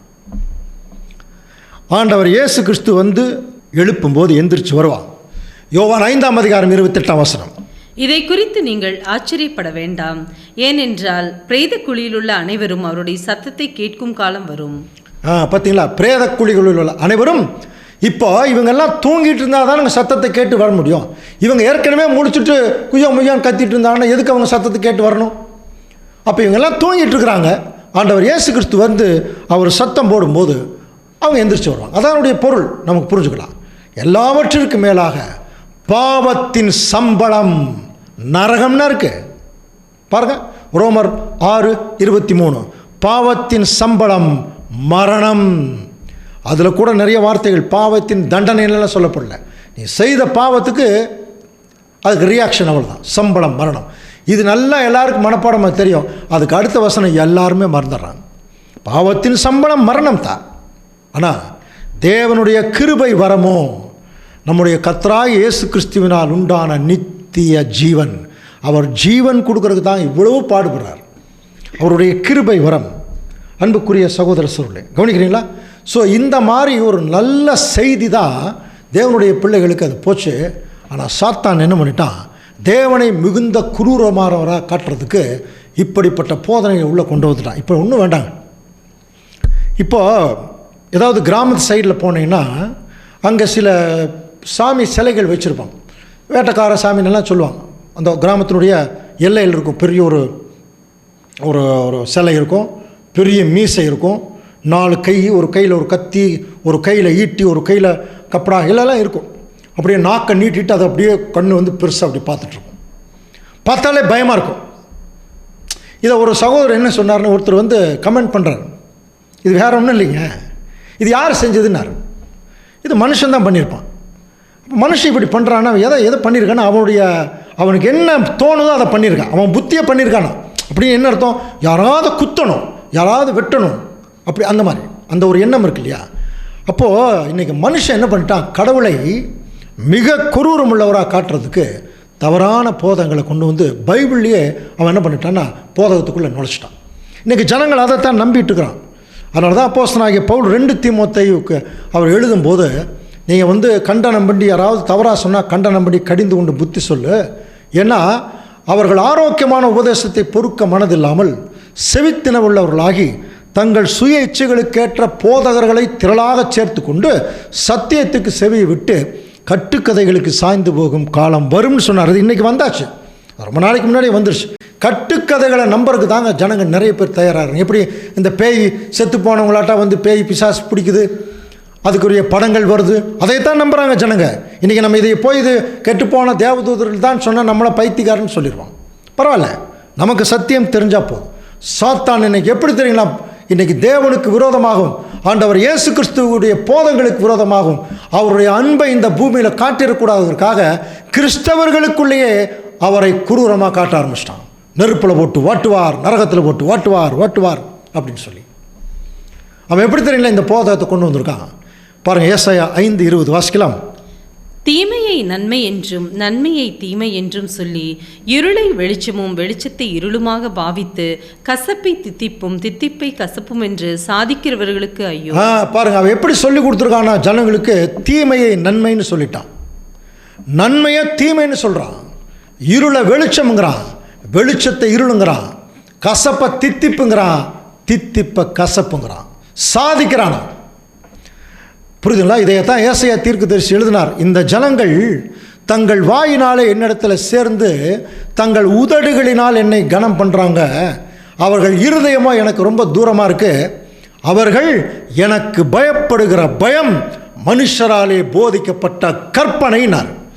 இந்த நரக போதனை கூட அன்புக்குரிய சகோதர சகோதரர்களே, இது மனுஷனால் போதிக்கப்பட்ட கற்பனையே தவிர நரகம்னு தனியாக ஒரு இடம் கிடையாது. கவனிக்கிறீங்களா? அது ஆண்டவர் இயேசு கிறிஸ்து சொன்ன நரக அக்கினி, நித்திய அக்கினிங்கிறது அன்றைக்கு இருக்கக்கூடிய குப்பமேட்டு வாசல். அது என்றைக்கும் எரிஞ்சுக்கிட்டே இருக்கும். கந்தகம் இருக்கிற வரைக்கும் அது எரிஞ்சுக்கிட்டே இருக்கும். புழு நண்டிகிட்டு இருக்கும். அந்த மாதிரி பணங்களை எல்லாம் அங்கே போடும்போது அதை நண்டிகிட்டு இருக்கும். நீ அப்படி போய் சாகிறத விட நீ ஜீவனுக்குள்ளே நல்லா வந்துடலாம் இல்லையா அப்படின்னு சொல்லித்தான் ஆண்டவர் இயேசு கிறிஸ்து அங்கே ஊமையாக பேசினார். ஸோ இந்த ஜனங்கள் சொல்லுகிற பயப்படுகிற பயம், அப்போ தேவனை குரூரமாக காட்டுறாங்க, அன்புள்ளவராக காட்டுறதில்லை. தேவன் அன்பில் தாங்க திருத்துவார். தேவன் தன்னுடைய பாசத்தில் தாங்க ஜனங்களை திருத்துவார். கொடிய தண்டனை கொடுத்து திருத்துகிற நம்முடைய தேவன் அல்ல. ஆனால் இன்றைக்கி என்ன பண்ணிட்டாங்க? மார்க் 7ஆம் அதிகாரம் 7ஆம் வசனம் பாருங்க. மனுஷருடைய கற்பனைகளை உபதேசங்களாக போதித்து வீணா எனக்கு ஆராதனை செய்கிறார்கள். கிளியராக ஏசாயா தீர்க்கதரிசி எழுதியிருக்காருன்னு சொல்கிறார். தேவனுடைய மைண்டு கொஞ்சம் பார்க்கலாமா? அவர் என்ன சொல்கிறார் பாருங்கள். ஏசாயா 57ஆம் அதிகாரம் 16ஆம் வசனம் பாருங்கள். நான் எப்பொழுதும் வழக்காட மாட்டேன், நான் என்றைக்கும் கோபமாய் இருப்பதும் இல்லை. ஏனென்றால் ஆவியும் நான் உண்டு பண்ணின ஆத்துமாக்களும் என் முகத்துக்கு முன்பாக சோர்ந்து போகுமே. பார்த்தீங்களா? நான் எப்பொழுதுமே வழக்காட மாட்டேன், நான் கோபமாக இருக்க மாட்டேன். ஐயோ, நான் கோவப்பட்டால் என் பிள்ளைகள்லாம் என்ன ஆகும் பாருங்கள். ஒரு அப்பா தன்னுடைய பிள்ளை கோவப்பட்டால் அந்த கோபத்தில் அந்த குழந்தைகள் பயந்து அழும்போது உடனே போய் அந்த அப்பா கட்டி பிடிச்சிக்கிறார் அந்த குழந்தைகளை. ஒரு தாய் போய் கட்டி பிடிச்சிக்குவாங்க. அப்படி தாங்க தேவன். ஒரு தகப்பனை விட தேவன் நல்லவர் இல்லையா? அவர் நல்லவர்களுக்கெல்லாம் நல்லவர். அவர் சொல்கிறார் பாருங்க, நான் ஏதாவது பண்ணினா என் பிள்ளைக எனக்கு முன்பாக சோர்ந்து போயிடுவாங்களே. என்ன அழகான ஒரு வார்த்தை பாருங்க. ஒரு அன்பான தகப்பன் சொல்கிற வார்த்தைங்க. நாம் அன்பானவர்களாக இருந்தால் நம்முடைய தேவன் நமக்கு அன்பானவர்களாக தெரிவார். சங்கீத புஸ்தகத்தில் படிச்சுக்கிறோம் இல்லையா? அவர் மாறுபாடு உள்ளவனுக்கு எப்படி தெரிகிறாரா? மாறுபாடு உள்ளவராக தெரிவார். நல்லவங்களுக்கு ஒரு நல்லவராக தெரிவார். இப்போ நம்ம நல்லவர்களாக இருந்தால் நம்முடைய தேவன் நமக்கு நல்லவராக தெரிவார். அன்புக்குரிய சகோதர சகோதரி, அப்படின்னா பாருங்கள், ரோமர் 5:10 வாசிக்கலாம் பாருங்கள். நாம் தேவனுக்கு சத்துருக்களாக இருக்கையில், சத்துருனா திரும்பி ஆப்போசிட்டு, அவருடைய குமாரனின் மரணத்தினாலே அவருடனே கூட ஒப்புரவாக்கப்பட்டோமானால், ஒப்புரவாக்கப்பட்ட பின் நாம் அவருடைய ஜீவனாலே ரட்சிக்கப்படுவது அதிக நிச்சயம்னார். அழிஞ்சு போகிறது நிச்சயம்னு சொல்லலை, நரகத்தில் போட்டு வாட்டுறது நிச்சயம்னு சொல்லலை, ரட்சிக்கப்படுவது தான் நிச்சயம்னா. நம்மெல்லாம் தேவனுக்கு சத்துருக்களாக இருக்கும்போதே தேவன் நம்ம மேலே அன்பு வைக்கிறார்னா, ஒருவேளை அவருடைய ராஜ்யத்தில் எல்லாரும் கீழ்ப்படிஞ்சிட்டா எல்லார் மேலேயும் தேவன் எப்படி அன்பு வைப்பார்? ஏன்? அவர் இரக்கம் உள்ளவர். அதனால தான் சொன்னார், உங்கள் பிதா இரக்கம் உள்ளவராக இருக்கிறது போல நீங்களும் இரக்கம் உள்ளவர். அந்த இரக்கத்தை காட்டி ஒட்டுமொத்த உலக ஜனங்களையும் அவருடைய ராஜ்யத்தில் உயிர்த்து எழுப்பிட்டு வரும்போது அவர் மரணத்தை ஜெயமாக விழுங்குவார். பாருங்கள், ஏசாயா 25ஆம் அதிகாரம் 8ஆம் வசனம் வாசிக்கலாம். அவர் மரணத்தை ஜெயமாக விழுங்குவார். எப்போ தெரியுங்களா ஜெயமாக விழுங்குவார்? முந்தின வசனம் பாருங்க, ஏசாயா 25:6. சேனைகளின் கர்த்தர் இந்த மலையிலே சகல ஜனங்களுக்கு ஒரு விருந்தை ஆயத்தம் பண்ணுவார். மலைன்னா ராஜ்யம். அது கொழுமையான பதார்த்தமும் பழமையான திராட்சரசம். பழமையான திராட்சரசம்ங்கிற வேற ஒன்றும் இல்லை, ஆதாமுக்கு கொடுத்த பழைய ஆசீர்வாதங்கள் எல்லாத்தையும் அவருடைய சந்ததி கொடுத்துருவான். அப்படி கொடுக்கும்போது 7ஆம் வசனம் பாருங்க, சகல ஜனங்கள் மேலும் உள்ள முக்காட்டையும் சகல ஜாதிகளையும் மூடி இருக்கிற மூடலையும். அப்படின்னா எல்லா ஜனங்களுக்கும் இப்போ முக்காடு போடப்பட்டு தெரியலைங்க, யாருக்குமே என்ன நடக்குன்னு தெரியல. அந்த முக்காடை வெளியே எடுக்கும்போது தான் பாருங்க 8ஆம் வசனம் வாசிக்கலாம். அவர் மரணத்தை ஜெயமாக விழுங்குவார். கர்த்தராகிய தேவன் எல்லா முகங்களிலும் இருந்து கண்ணீரை துடைத்து தமது ஜனத்தின் நிந்தையை பூமியில் இராதபடிக்கு முற்றிலும் பாருங்க, அவர் மரணத்தை ஜெயமாக விழுங்குறது மட்டுமில்ல, எல்லார் முகங்களில் இருக்கிற கண்ணீரை எல்லாம் துடைச்சு முற்றிலும் நிந்தையை இந்த பூமியிலிருந்து நீக்கிவிடுவார். அப்படி நீக்கும்போது எல்லா உலக ஜனங்களும் ராஜ்யத்தில் சொல்லுவாங்களாம், இதோ இவரே நம்முடைய தேவன், இவருக்காக காத்திருந்தோம், இவர் நம்மை ரட்சிப்பார், இவரே கர்த்தர், இவருக்காக காத்திருந்தோம். இதனுடைய கன்சல்டேஷன் என்ன தெரியுமா? இப்படிப்பட்ட ஒரு கடவுளுக்காக தாங்க நாங்கள் காத்துட்டு இருந்தோம். நாங்கள் கும்பிட்ட கடவுள் எல்லாம் எங்கள் கண்ணை குத்திரும், நேர்ந்து கிளினா எங்களுக்கு சாபம் முட்டுரும், அதுக்கு பயந்துட்டே நாங்கள் என்ன பண்ணிட்டு இருந்தோம்? இதை கொடுத்தா நீ கொடுப்பேன், இத்தனை பணம் கொடுத்தா இதை உனக்கு திருப்பி கொடுப்பேன், அந்த மாதிரி தான் நாங்கள் பார்த்தோம். ஆனால் எங்களுக்குரிய கடவுள் இப்படி ஒரு இரக்கம் உள்ளவர்னு எங்களுக்கு தெரியலைங்க. தன்னுடைய ஜீவனையே கொடுக்குற அளவுக்கு, தன்னுடைய குமாரனை கொடுக்குற அளவுக்கு ஒரு ஜீவன் கொடுக்கக்கூடிய ஒரு கடவுள் இப்படி இருக்கிறான்னு எங்களுக்கு தெரியலைங்க. இப்படிப்பட்ட ஒரு கடவுளுக்காகத்தான் நாங்கள் காத்திருந்தோம் சொல்லி உலக ஜனங்கள் சொல்லி அப்படியே அவர் பக்கத்தில் வருவாங்களாம். இதுதான் தேவனுடைய ஆசீர்வாதமான ராஜ்யம். இதை தாங்க நல்ல செய்தி போய் சொல்லுங்கன்னு சொன்னார். இதுதான் நடக்க போகிற விஷயம். இதில் ஜனங்கள் எல்லாருடைய பாவங்களையும் தேவன் மன்னிச்சுறார். மன்னிச்சதுக்கப்புறம் எதுக்குங்க போட்டு நரகத்தில் போட்டு வாட்டணும் இல்லையா? அப்போ ஜனங்கள் திருந்திடுவாங்க. நரகம் என்கிற ஒரு இடம் பைபிளில் ஆண்டவர் சொன்ன அந்த குப்பமேட்டு வாசலே தவிர தனியாக நரகம்னு ஒரு இடத்துல போட்டு தேவன் எல்லாரையும் வாட்டுறதில்ல. இப்போ நீங்கள் உங்கள் மனசில் என்ன நினைக்கிறீங்கன்னு சொல்லட்டுமா? என்ன பிரதர், இந்த நரகம்னு சொல்லித்தான் நாங்கள் ஜனங்களை என்ன பண்ணிகிட்ருக்குறோம், கொஞ்சம் கட்டுப்பாட்டில் வச்சுருக்கோம். தேவன் நரகத்தில் போட்டுருவார்னு சொல்கிறனால தான் பயந்துட்டு சில பேர் தவறே பண்ணுறதில்ல. இப்போ நீங்கள் நரகமே இல்லைன்னு சொல்லிட்டீங்க. அப்போ ஒரு மனுஷனுக்கு தவறு பண்ணுங்கிற தைரியம் வராதா? இப்போ நரகமே இல்லை, எப்படி வேணாலும் தண்டனை இல்லைங்கிற மாதிரி ஆகிப்போச்சு இல்லையா? அப்போ தண்டனை இல்லைங்கிற போது என்ன வேணாலும் செய்யலாங்கிற தைரியம் வராதா? ஒரு கேள்வி கேட்கலாம் இல்லையா?